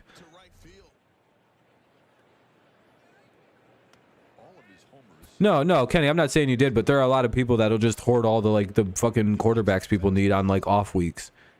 Like, why do you have Mac Jones, Kirk Cousins, Derek Carr, and Matthew Stafford? You don't need all 4 of them people. Yeah, but like Stafford's kind of like off and on injured, dude. I drafted Josh Allen, Mahomes, Tom Brady, and Dak Prescott. I'm not trading anybody. 2 of them will just sit on my bench all year. Like, fuck, dude. That just ruined the league. No, it didn't. I just know how to game, bro. And they're like breathing out hard. I hate 2 quarterback. We're done with that. I'd rather like introduce individual defensive players. See who's really got the big brain. 1-2 count here in the top of the 6th. 1 away for Carpenter.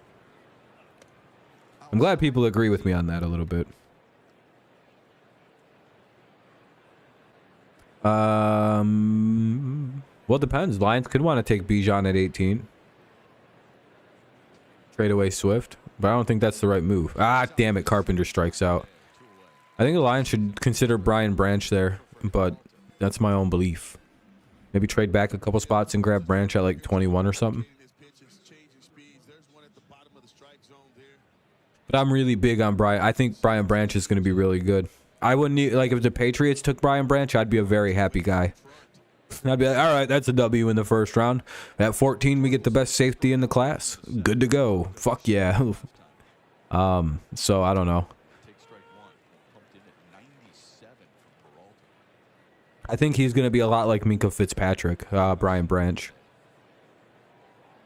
0-1 on Torkelson here. Could really use something big out of Torque. Base hit, home run. Damn it. 0-2. Well, Milwaukee folks told us he's either on or he's way off. He's on today, isn't he? Yes, he is. I'm not sure what the Lions are going to do. They're a tough team to figure out because Brad Holmes is a very smart drafter. So it's kind of hard to get a read on the Lions. 1-2. I think part of the reason the Rams have fallen off so hard is because I think, and the Browns and the Chiefs don't draft as well as they used to, except for they kind of nailed it last year. They had a really good draft. I think the Lions having John Dorsey, who built the Chiefs and also built the Browns, helping build the team up. It's very obvious the Lions have John Dorsey's influence on the team, and his influence is always very, very evident. And then I think part of the reason the Rams for like 3 or 4 years there, while Brad Holmes was still on like in the organization, the Rams played the most drafted players in the league by like a lot. Like the Rams were like one of the best drafting teams during Brad Holmes and Snead's tenure together. And then now the Rams have kind of just abandoned being able to draft under Snead, and Holmes left. And now Detroit's like this mega, like a super drafting team with Brad Holmes and Dorsey. You can see, like, you can follow, like, who the influence... Ah, damn it. What a play at short. Another Torkelson fucking smoke. Dude, how in the fuck did he catch that ball? How, dude? Weimer, Yelich, and Winker. Weimer, Yelich, and Winker. 9, 1, and 2. Dude, Torque stays getting robbed. He smoked that ball, and somehow this shortstop just like falls to his knees and makes this unbelievable play. It's been like this all year with Torkelson. At some point, these balls got to start getting through. Weimer? Yeah. I haven't heard any updates on Javier Baez. He got hit in the hand. Could be hand-wrist injury. Based on the way it was looking, he probably broke something, though. That's kind of our luck. Actually, we've been really lucky with injuries this year, so knock on wood. Hopefully it's not too bad for Baez.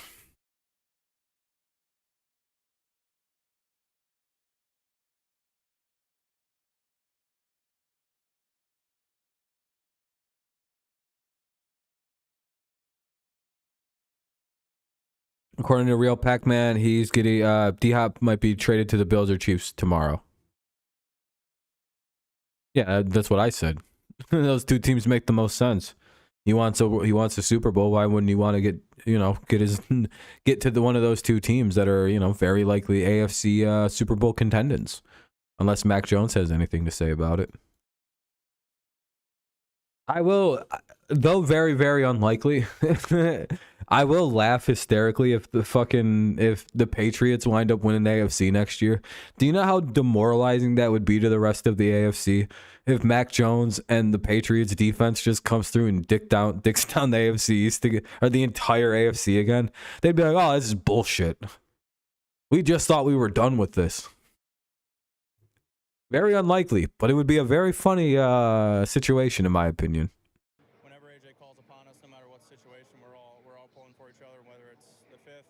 No, I don't. Aaron Donald doesn't want to leave the Rams. Garrett Mitchell. Oh, one of your guys. Is he one of your pitchers? Will Vest is in the game now to pitch, and that's strike one to Weimar. No, I think Donald will retire if they try to trade him seriously.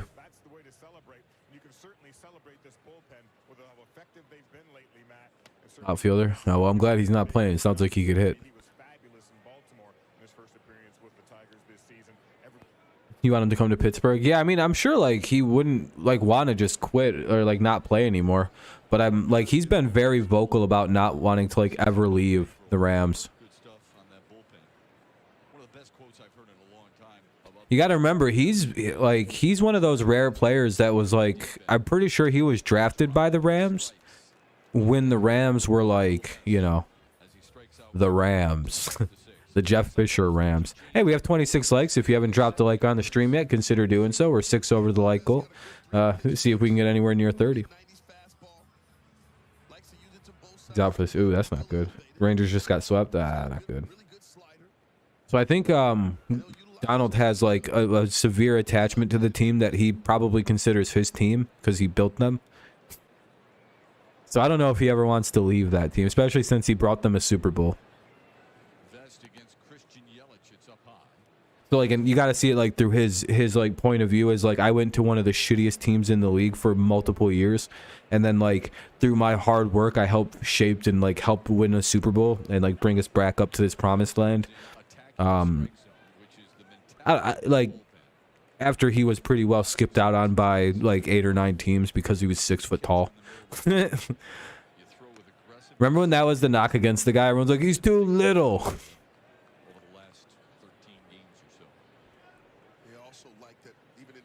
I'm glad the people who got released and fired got fired for betting on NFL action. But I think it's a little crazy that Berryhill and Williams got suspended for betting on non-NFL action. I get the rules are the rules, and that's fine, but I think they need to... that probably should change.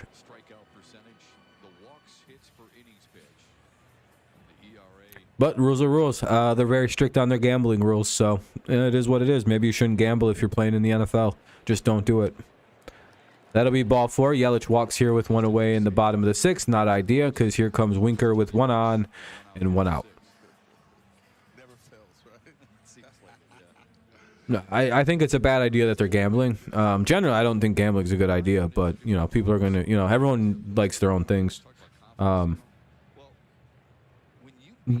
at the fucking stadium. You're throwing strikes and you're getting outs. It gives you confidence to keep throwing in that zone and keep challenging hitters. Well, I feel like that's what all I honestly think guys who bet on the NFL should be kicked out of the league, like not allowed to play anymore. Personally. have been staying on the attack, mixing up their pitch sequences. Now, I don't think they should have as dramatic a punishment as what baseball did to Pete Rose, but I do think he should be barred from playing ever again.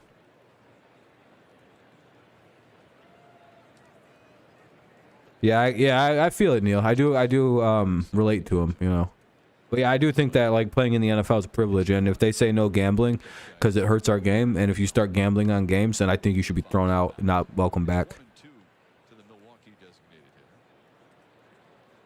Been a lot about They're not gonna do that till his ass dies, because he won't say sorry. Like, I feel like if Pete Rose like said sorry for what he did, even though he didn't really do anything bad, he just bet on his team to win games and split the winnings with his underpaid players. Dude, it's so hard to hate. Like, when you actually know the Pete Rose scandal, you're like, who gives a he like was betting on his team to win.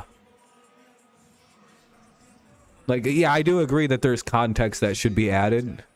But like, and as long as you're not like making, but if you're making bets against or like because you haven't, I genuinely, I don't know. Again, context is always important, but I understand the knee-jerk reaction from the league to want to get rid of these players. They have to. It's bad. No matter, like, because if you don't have somebody willing to add context, it just looks like players were betting on games. And in my head, from a, you know, if I wasn't adding context, I'd be like, so they're like shaving games, they're like fixing games, so the game fixing is real because the players are betting on the games now because they have insider knowledge. 4 strikeouts. See how that feels bad. Adames. But then you'll find out it's just like they bet like $1,000 on their team to win, and they didn't think that was that bad. What's wrong with us betting on us to win? I just was like, I thought we was winning.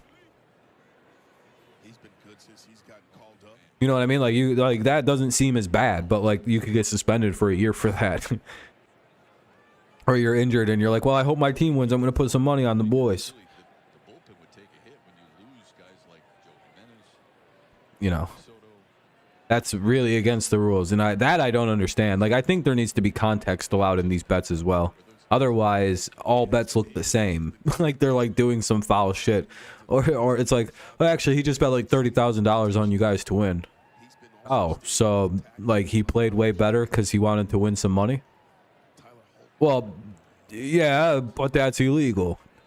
He's been as good as advertised. I don't think they're allowed to. I think they actually aren't allowed to. I think umpires, families, and stuff aren't allowed to bet. Situation guy that you can trust. And I think that's like very well regulated Along with Alex Lane. by like not even like Major League Baseball, but I think that's like regulated by like the SEC and shit. Like, I think there's like the feds make sure that don't happen. 1 and 3. Hey, Vest strikes him out. Good job by Vest to hold it to 5-2. We'll head to the top of the 7th here. It'll be Baду, Rogers, and Veerling. Badu, Rogers, and Veerling, who are responsible for some runs today. Let's see if they can get us a couple more. Top of the 7th coming up. 5-2. Brewers lead.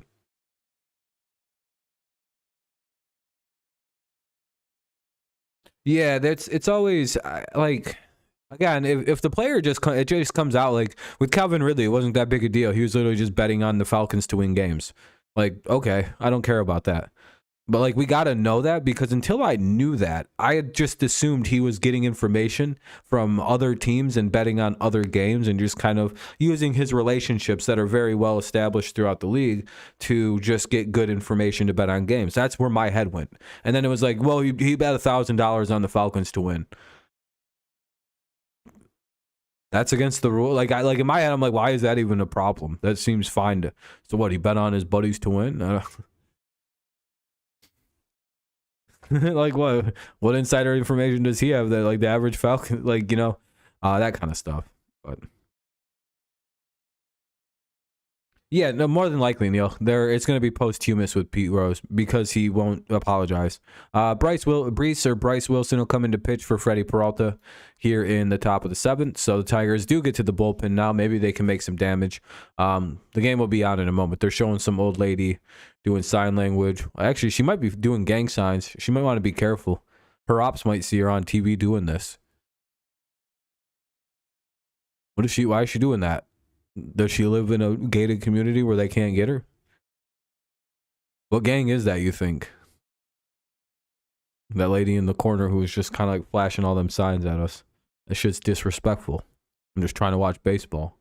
Not be intimidated by gang fucking violence. 100%. You know how they go. What else are they doing? That lady's got some serious ops in that Michigan medical lady insurance. Yeah. The senior division of the gangster disciples. I'm not making jokes about them. I'm terrified of them folks.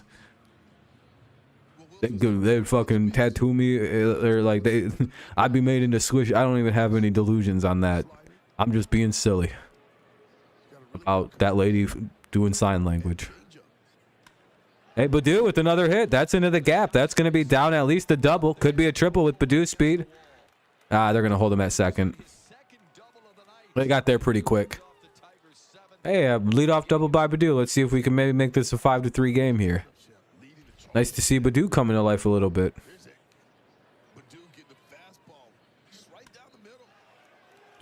Come on, old Jake Rogers. Maybe you can jack one out for a homer.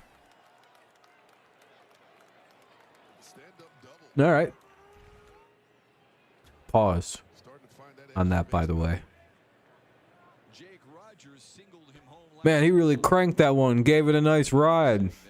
Deep into center field. It's like, boy, baseball sounds so suspicious.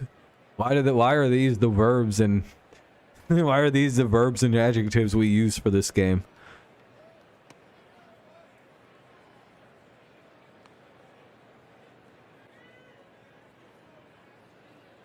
Those are just not very fun words for a sport. It's 1 and 2, or 1 and 1, sorry.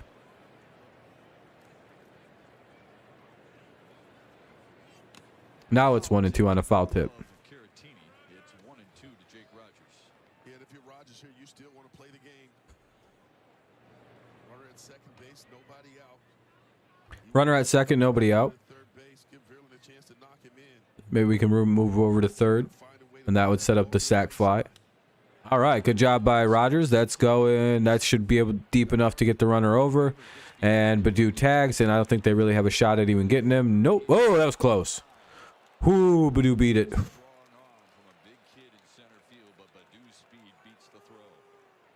Do you think they're young, foolish, or they're making a lot of money, so they act among... It was. I like the fact that Badu's testing the arm of Weimer. And he's got a good arm from center field. Probably the second best arm in that outfield next to Brian Anderson. What are you talking about, Detroit Sports Freak? I'm sorry. I'm talking about a lot of random stuff. What's that in reference to? That Badu brings to this offense. Here's Matt Vierling trying to bring him home. Fouled it away. Yeah, that was a really nice throw by Weimar. I didn't expect it to be so close. Vierling has doubled and struck out. Oh, excuse me. 0-1 on Vierling. Apologize for the yawn. 0-2 on Vierling. Favorable call there. Ball looks like it was away. Yeah.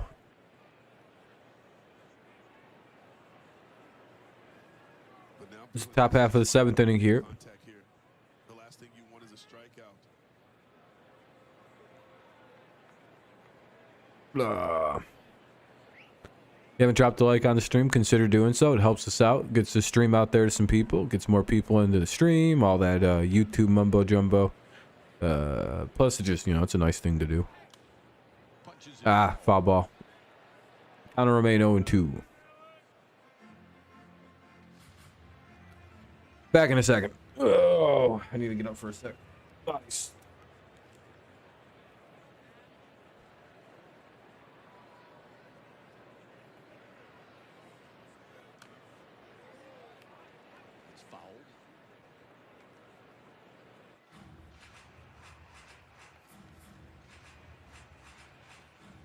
ball.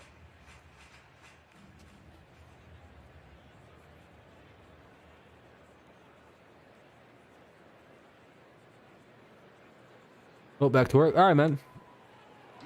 All right, I'll be live tomorrow for the stream. Thanks for stopping in, Wicked. Have a nice rest of your shift. Man, that's a really good eye there by Veerlin. That's a good pitcher's pitch that he was able to lay off of. It's 2-2 count. Oh. Excuse me.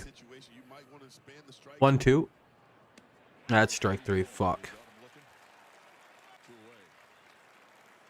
Does the money change you, or you're young and do stupid things no matter what? With athletes, I think it's kind of mixed. Some guys get money and mature. Some guys get money and become more stupid. Some guys, it doesn't really matter what they have or don't have. They'll be kind of similar. I think it's very, that's a very, per person class. They're doing a pitching change. Gotta love 2-out pitching changes. So we'll see one pitch and out, and then we'll see another pitch. We'll see, literally, we can see one pitch, and then we're right back on another 2-minute commercial break. So commercial break for another pitching change here. I hate teams that do this so much. Fucking stupid. I hate 2-out pitching changes. It kills the pace of the game. Now it's going to be one pitch commercial break again right after, and then then it's the fucking 7th inning stretch after that. Like, what a terrible time to do.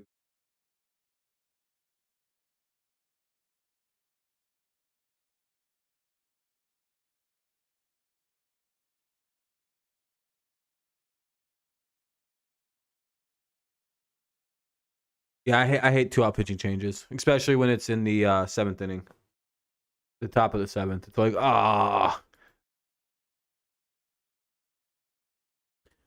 But DSF, I think it's just varies person to person with money and all that. 100%, Dale. That's how it usually goes.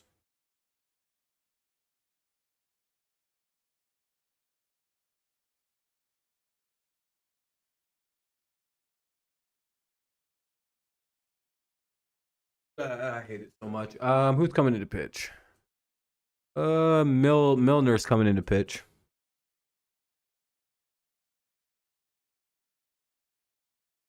Well, I mean, it's a common thing to change. I just hate when they do it. And it's not bad strategy or anything. It's just, you know, I just hate when teams do it. It's just a personal pet peeve.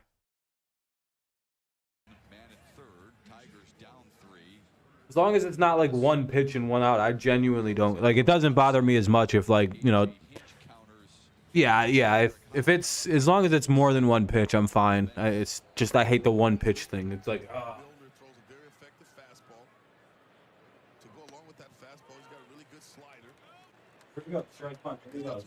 Now it's not nearly as bad as it could have been. Imagine if it was going right back to commercial break now. You know what I mean? Like right now, be like, all right, commercial. Where it's over. That would have been annoying. 0-2. He's got a below average fastball. It's only 90, gets up to 91 miles per hour. If you're Eric Hosser, you definitely don't want to pull off this ball with that arm action. And that'll be a fly out. Ooh, that was a deep fly out, but all right, we'll head to the see what I mean? Now we're on another commercial break. Bottom of the 7th coming up. That was too much baseball, so let's go right back to a break. It'll be Tellez, Anderson, and Caratini. Tellez, Anderson, and Caratini due up here in the bottom of the 7th, 5-2.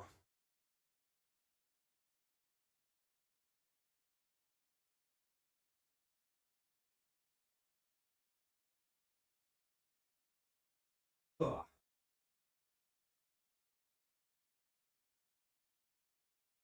It's bothering the shit out of me all of a sudden. Anyway, bottom of the 7th coming up. It's commercial break.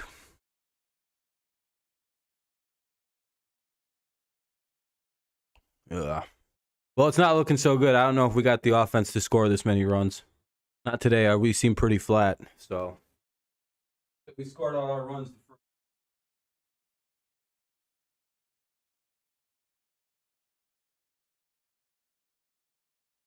We'll see if anything can come of it. Viewership up, and the NBA is going down, but with Bally Sports bankruptcy, where does it? Just back to Fox, probably.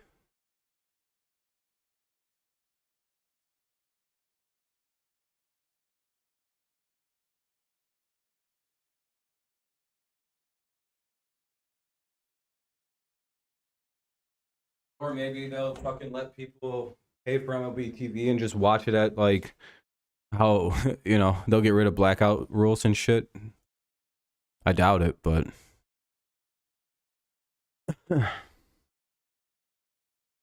Yeah, they didn't realize how expensive it would actually was going to be to fucking broadcast Major League Baseball and all the other sports they took on. Yeah, they bit off way more than they could chew, basically, is what happened. Yeah, everything was going good, then the money came due, and they went, oh, fuck. That's a lot of money. And now they don't want to, I think they regret having done what they've done. Yeah, they made it, that was a bad decision. I don't know why they bought it in the first place. It's a wall side windows pitching change. Yeah, Tyler Holton's got two different fastballs. He's got a straight four-seam fastball, works the top of the zone. He's got a really good cutter. Tops out at about 8. Oh, just fucking whatever. And he's got two all-speed pitches. Bunch of whatever stuff I don't care about. Okay, cool. Really utilizes that cutter to the left-handed hitter. Anyway, 0-2 count here. Holton's in to pitch for the Tigers. Pretty promising lefty. Strike thrower pitched Monday night here in Milwaukee. And strikes out Rowdy. Mr. Nunu, we can win 2 games, but I don't know about sweeping. All kinds of defensive moves for AJ. We'll see if we can pull it off, though. Moves from right to third. Eric Haas stays in the game. Would this have been the first time you guys got swept this year? Right field. And You guys have only lost 2 series, so... at short. Yeah, we had you guys fucked up pitching-wise, didn't we? You didn't know we could throw like this. And a run scored for Anderson tonight. You know what it is? You know how we beat teams the first 2 games? Nunu? Well, I figured you were a Brewers fan. You want to know how I, We mentioned Holton pitched on Monday night in game 1 of the series. The reason I think the Tigers can jump people in the first couple games is we pitch a lot better than people think. Especially our bullpen. So, like, if you don't get at our starters, it's really hard to get at us throughout the rest of the game. And it's one of them, like, shock things where you don't, like, actually see it coming. And then all of a sudden you're like, we have 4 hits through 9 innings. We have, like, 4 hits through 8 innings and 2 runs. What in the fuck has happened? Our offense was scoring 8 a game before this team showed up. And the Tigers have had some ugly losses, but if you really go look at them losses, they're all, like... 0 runs across the whole game, and then like the 7th inning will happen, and then there's like a 7 spot, and then they give up 2 runs the next inning, and it's like, oh, all right, I see what's happening. They were just having bad blow-up innings early in the season. They pitch well. My team just can't hit or score runs. If they could score runs, we'd be unstoppable. A lot of reliable arms. Yeah, yet to be swept. Damn it, we're not gonna. I don't think we can pull it off. It'd be hilarious if it was us. Really good feel for his curveball as well. Plus, I don't know what like. So you start to cut it The 1-11 thing, like the 1-11 record versus the AL East, and then the 8-2 record versus the rest of baseball, is one of the craziest stat lines that I'm not really sure how to make out quite yet. Like, what does that make the Tigers, right? They can't play the AL East, but all the teams in the AL East are good, except Boston, who's probably really good in most other divisions. lifted foul. That'll be a foul ball, 1-2. Good little battle going here with 1 away in the bottom of the 7th. 3-run game.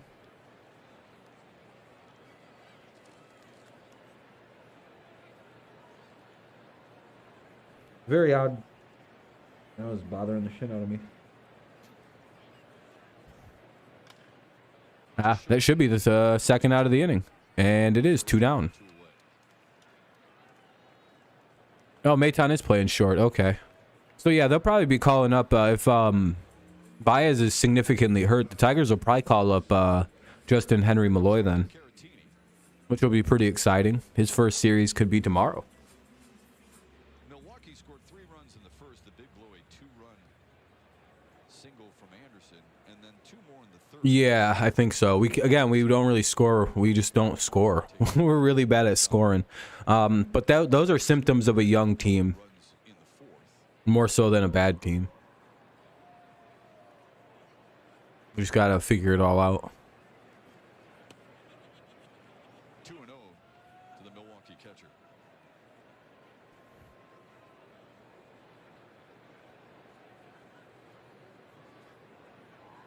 Lorenzen's not a good pitcher, though. I'm not a big fan of this guy. 2-1. He's like our worst pitcher at this point. Even Joey Wentz does better than him.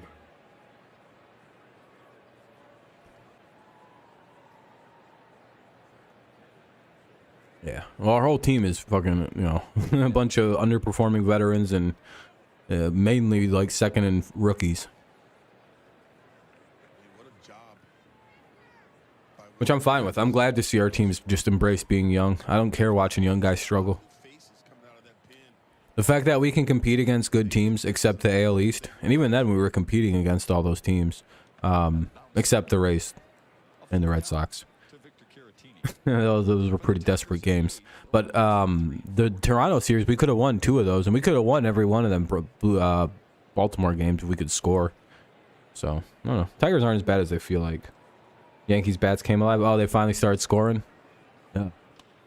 Hey, that's a fly out.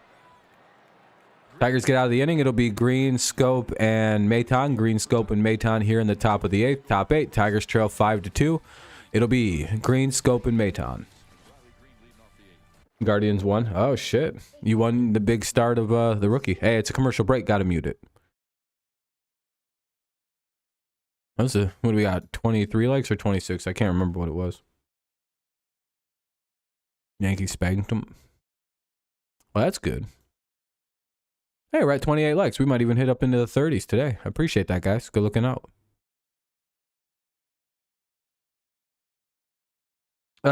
He was on the Blue Jay or the Orioles, I believe, and then the Tigers.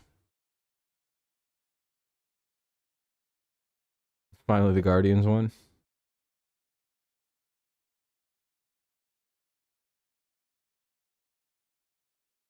Knicks are up really big. What the hell? What the fuck just happened? Oh, there we go. I don't know what just happened. My fucking my device just started going all weird. Hey, it says 31 likes now. I appreciate that. We hit up into the 30s. Hold on a second. Nope, still not up. I hate this fucking. I hate when MLB does like their replay thing. 2018. Oh, he did play a year with the Brewers? Oh, I didn't know that. You guys can have him back if you trade us something. It doesn't have to be much. Do they have a pulse?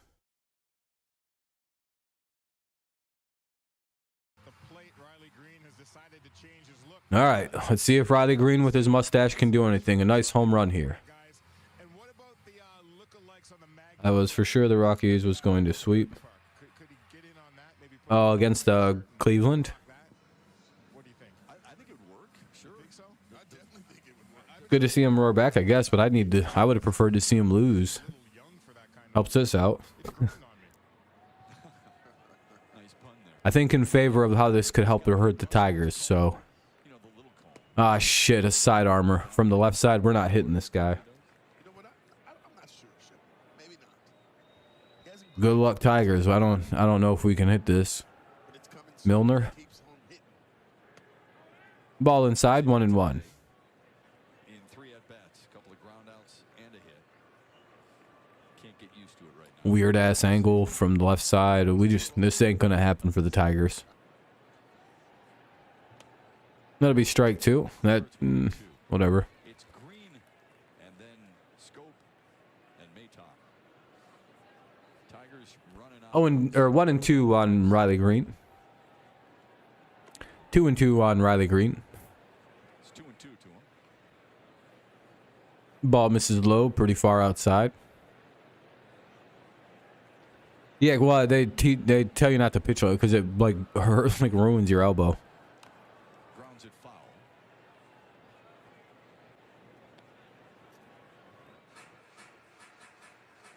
Tigers have only had the lead It's bad long term, I believe. on twice. And once was the fourth when they scored their 2 runs. Like throwing overhand's already pretty bad on your arm. I believe that just makes it worse. Handles green, 1 away. Here's our Comerica Bank game summary. Things So I think they just teach kids to just go over the top. Plus, I think you throw harder that way. a hand contusion. Nah. X-rays were negative.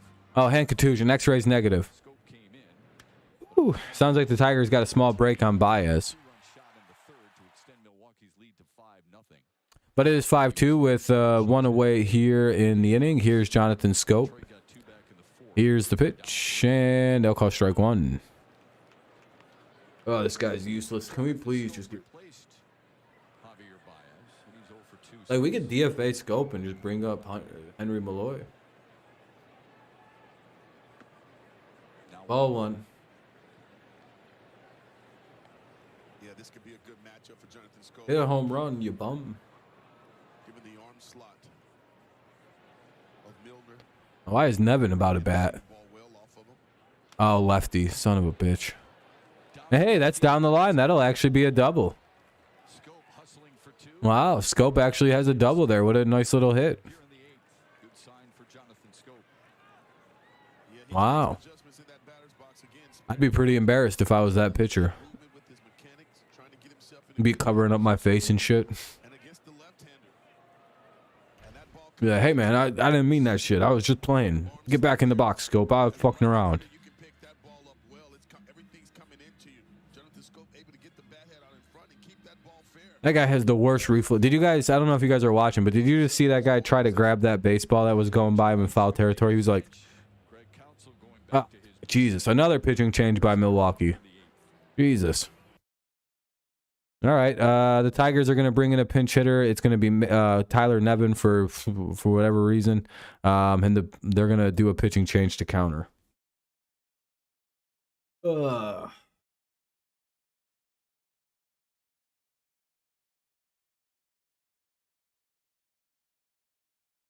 I hope Nevin hits a home run. Even though Nevin kind of sucks, and I don't think he's got the ability to hit home runs. He had to have. Yeah, just always run into the bullpen.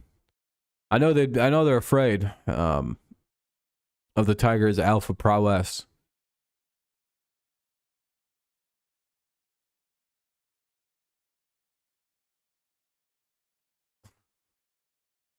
Come on. Uh-oh, Devin Witherspoon followed a bunch of Lions players on Instagram. At least the Detroit Lions team as well. I wonder if Witherspoon, wonder if the Lions have kind of made their hint. If he's there at 6, he's the pick. Oakland and Angels game was a good... Oh, the A's actually played in a good game. It's always fun. Nice to see.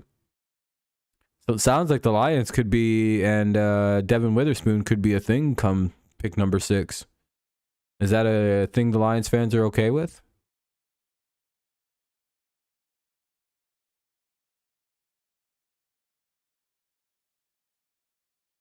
I think that might be the best corner in the draft. Come to Comerica.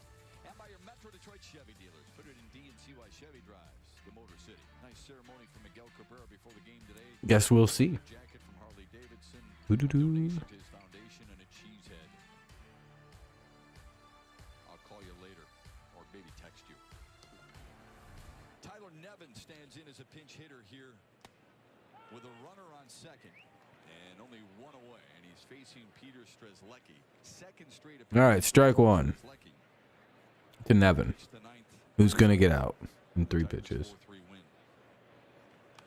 And Nevin quickly behind. Devin Williams, is he your closer? Cabrera, ironically, Try not to spoil or anything. left on A.J. Hinch's bench 0-2 here for Tyler Nevin. thus far. Nunu, I've noticed you've spoiled 2 things. Try to only react to things as I react to them, or else you're spoiling it for me. 3 pitches.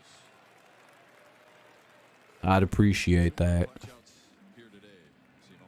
Yeah, Tigers not making enough contact today. Still trying to You're good. back into this ball game, and there's a 92-mile-per-hour Not much I can do about this Bally Sports shit. This app is fucking garbage slow. Everything on earth is faster, but I can't use anything because fucking MLB TV doesn't let me. They're like, you live near Detroit. You can't watch Tigers games. Alright. What's the point of this fucking thing? How does this have any sales?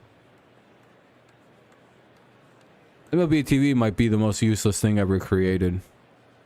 It's like, no, you can't watch your favorite team. Go fuck yourself. Unless you don't live anywhere near your favorite team. And that'll end the inning. Tigers strand the run because they use Tyler Nevin. And we'll head to the bottom of the 8th. Bottom of the 8th coming up, it'll be Terang, Brousseau, and Weimar. Terang, Brousseau, and Remar coming up.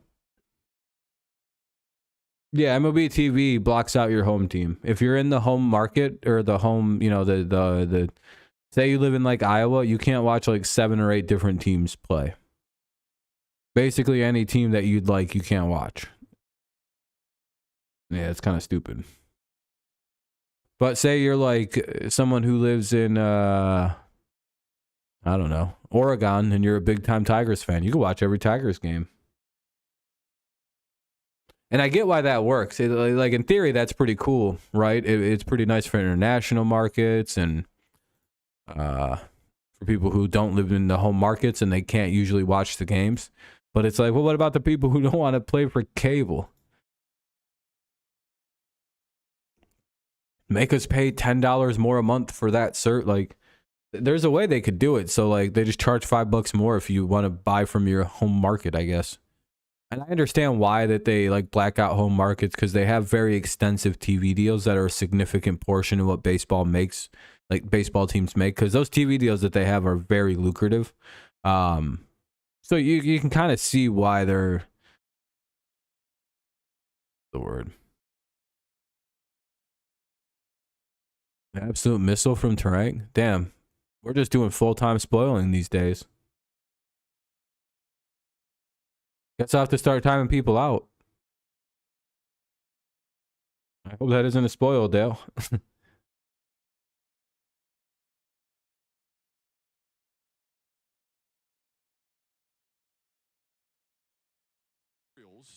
For the second time in a week, Baltimore only scored 3 runs. You know how bad it's going to look if this guy comes up and hits a leadoff homer?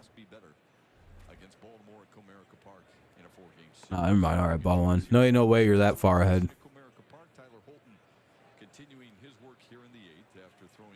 Yeah, but you could see where you could see how that could start to look real bad real quick. It'd be like, huh, I don't like it. I don't like late game spoiling, Dale.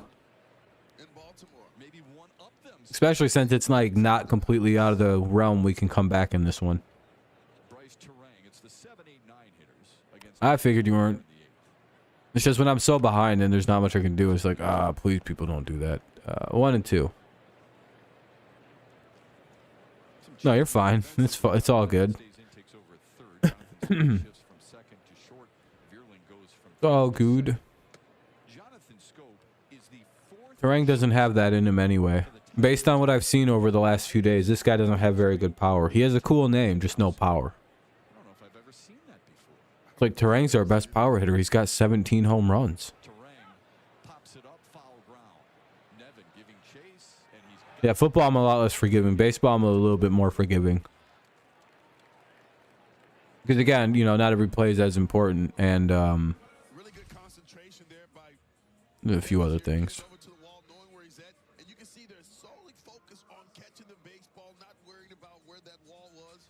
His first hit was his first homer was a slam. Yeah, all right. I'm glad we were able to contain the Terang, the menace that is Terang. 1 away here for Brousseau. Brousseau. Why'd Matt Shepard say that like that? He's like, here's somebody Brousseau. He's like, well, why did he say it like? Is that how you have to? You don't have to pronounce it all French like. It's just Brousseau. Hey, Rogers calls off the pitcher, makes the play, 1 or 2 away. Here comes the 9-hitter, Weimar.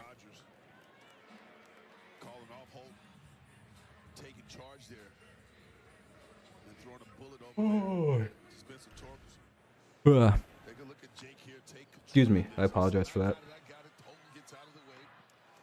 No, he didn't even pronounce it wrong. He just put on a really heavy French accent for some reason. At first base. Was the number 9 hitter Joey Weimer. Ball one. He's doubled and struck out twice. One of the best in the business, warming up Devin Williams. Yeah, I know how to say the name. It's Brousseau. That's how you... Yeah, he said it right. He just put a weird accent on it. Ah, it's gone. Oh, that sucks. Well, GG's to the Brewers fans. I don't think we can come back. 5 runs was doable. 6 runs is a complete smoke dream. We could have at least tied it at 5, but 6 is... That's asking a lot. You didn't even need to probably do that much. Anyway, 2 down in the 8th inning. Take a look at the location here. Yeah, that's like the first run our bullpens gave up in like 5 games, it feels like. Fading down and away. Yeah. Well, it's a 4-run game now, so... We'll see if the comeback Cats have it in the top of the 9th, but I don't know. The opposite way. What's that? Strike 1 to Yelich. Top of the order here for the Brewers. Yeah, you technically spoiled, Dale. You're gonna have to get out of here. You spoiled 2 out. You're. It's more of a spoil than a prediction. Holton ahead in the count 0-2. Well, I don't see it. Well, you probably should use your closer. You haven't had to use him in like 2 days, 3 days possibly. Might not be bad for him to get some just to get some action. Now 1-2 to Christian Yelich. For the Tigers in the 9th, they'll have Torkelson, Badu, and Rogers.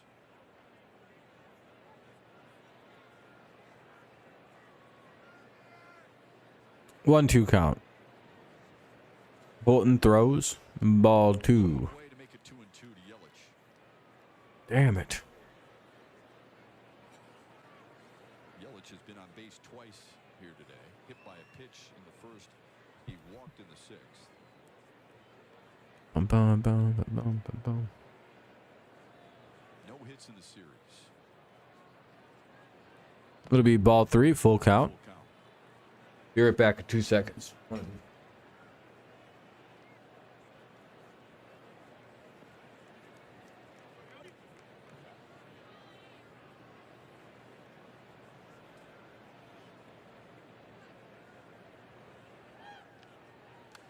Fouled it back.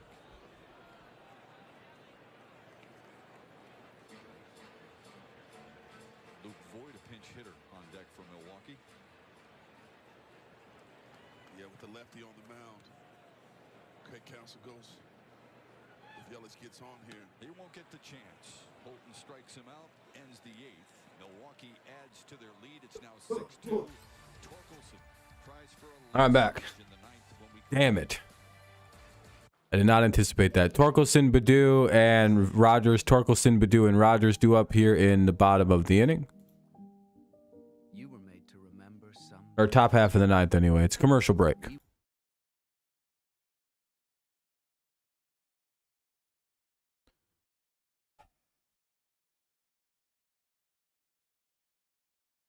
Thank you to everyone who's tuned into the stream, by the way, this afternoon. Hey, we have 33 likes on the show. I appreciate that. Good looking out, everyone. The Tigers. Well, we can get within 3 here. We can score a run. We got Torkelson, Badu, and Rogers. That's at least 3 runs right there.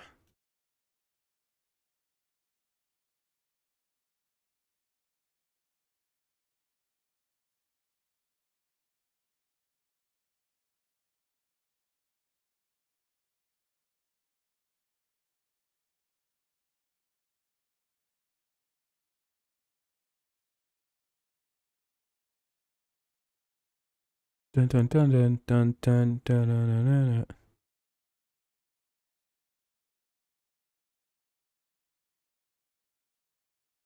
We play the Orioles again, which sucks. We play like the same teams over and over again. It's a really weird start to the schedule. Like we go Orioles, you guys, Orioles. Like it's like Orioles, you guys, Orioles for 4. And then I think it's like the Mets. It gets pretty random after that. It goes Mets and Cardinals, so that's kind of like an out of nowhere series. Those 8 strikeouts. We'll explain right after. Who's pitching? Wonder could Oh, they're gonna leave however you say it, Strzelecki. Strzelki. Fellas, thanks very much. Tigers need to stage a dramatic comeback here in the ninth. Down 4. Oh, Devin Williams is in the pitch, actually. Devin Williams, no earned runs in 7 innings so Yeah, but that might be it for us versus the Orioles this year. I think we play them twice, and that's that. pitcher jealous. Well, it's a Bugs Bunny changeup. He's got good fading action. Well, this guy's giving up no runs this year. Hey, GG's. He's got a 97-mile-per-hour fastball. Or the Tigers going to be the first to break him. I bet you Spenny Torkelson said, I bet you this guy won't throw any right down the middle. Moves from right field to I bet you he won't do it. Perkins takes over in right field. I wouldn't want to throw the big torque either. He has such an effective changeup. He'll throw that pitch 3 straight Ball one. times. He can almost tell you that it's coming. And you still have Wasn't he on the World Baseball Classic team, Devin Williams? That's how good it is. I vaguely remember him being on that team. I could be wrong, though. For Team USA. He's also got a good fastball. That one popped the glove at 94. He faces Spencer Torkelson, who is 0 for 3. Yeah, I'm not sure either. I could be. Again, I feel like I'm wrong. Lined out to shortstop Willie 2-0. Yeah. 2-1 to him. Yeah, but when you're facing a guy that has a good fastball, 94 to 97, you respect that fastball, so you have to time that fastball and hope that you recognize that changeup. If you look for that changeup, it's a good chance that you won't hit it anyway. It's got that kind of action, late action in the strike zone.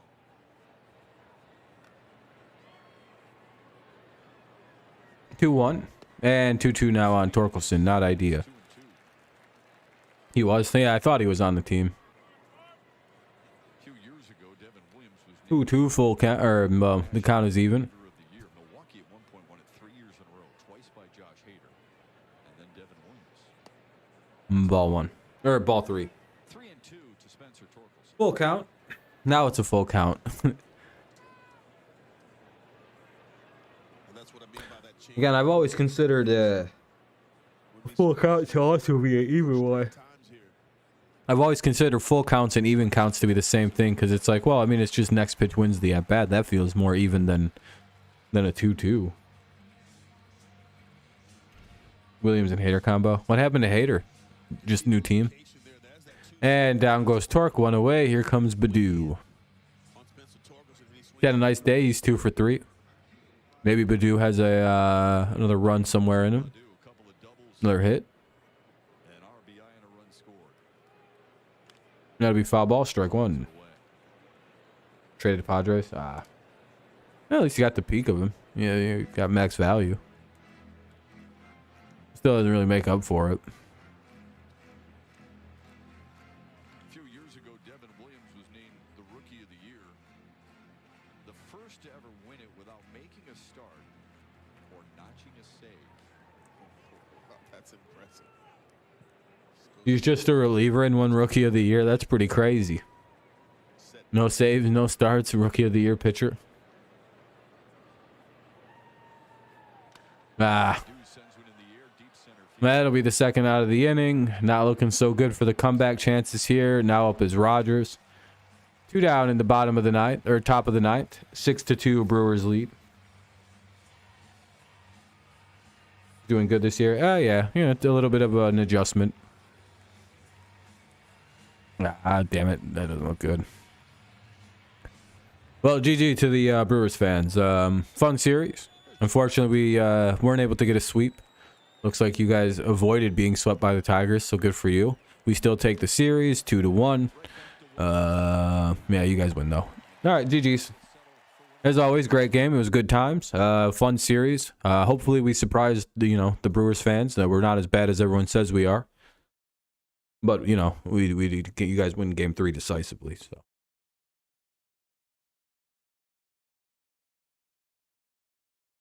And Padres had a say, yeesh, that's not good. That doesn't sound good at all. But all right, guys, I probably got to get out of here a little quicker than I'd like to this afternoon, mainly because I've got to get ready for class now. Yeah, that's the thing. Like we're not as bad. The thing with the Tigers, despite the loss, you can see like they can pitch pretty well for the most part. They have a couple bad moments. They just can't really score runs. So we'll see how the series versus the Orioles go. Again, we'll be live for that. Let's see what we got. Tigers. Make that big. I do a lot of small screen stuff. At 6 o'clock tomorrow. Shit, I won't be live for that game. We won't be live for game 1 of the Orioles series. It's a 4-game set though. So yeah, best luck to you guys too. I'm gonna be busy tomorrow. I have class from 5 to 7 something. Then I gotta run home and start my stream by 8 for the draft. So, you know, and we won't be doing this one tomorrow. But then we'll be doing the rest of them for the weekend, so that'll be good. And then from there on and so forward. Could also miss this Mets game. I gotta work that day apparently. Should be able to do the Cardinals game. And then I'll know the rest of my schedule. Once I know my work schedule, I'll know what games I can do and which ones I can't. Yep, draft is tomorrow. Yep. Starts at 8 o'clock tomorrow.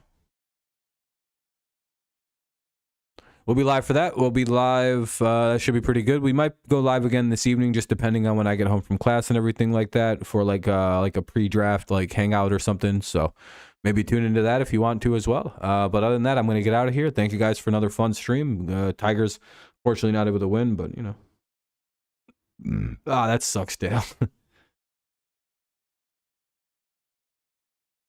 Yeah, you just kind of got to watch your phone and see who you pick. It's not that big a deal.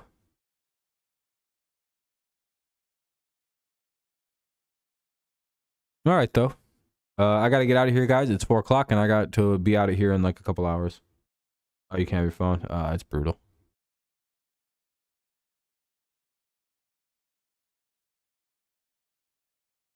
That's a brutal one.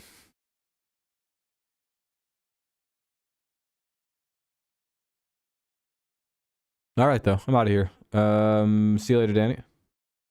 Company computer. There you go. Just kind of quickly. All right. As always, it's go Lions, go Patriots, and of course, always it's go Tigers. And we'll be seeing you guys tomorrow for the draft 100%. If not, Friday for the Tigers. If not then, you know, at some point in the future, I'll see you. See you later, Flame, everybody. I appreciate y'all coming through. I'll be, I'll see you when I see you next. Yep. All right. Peace.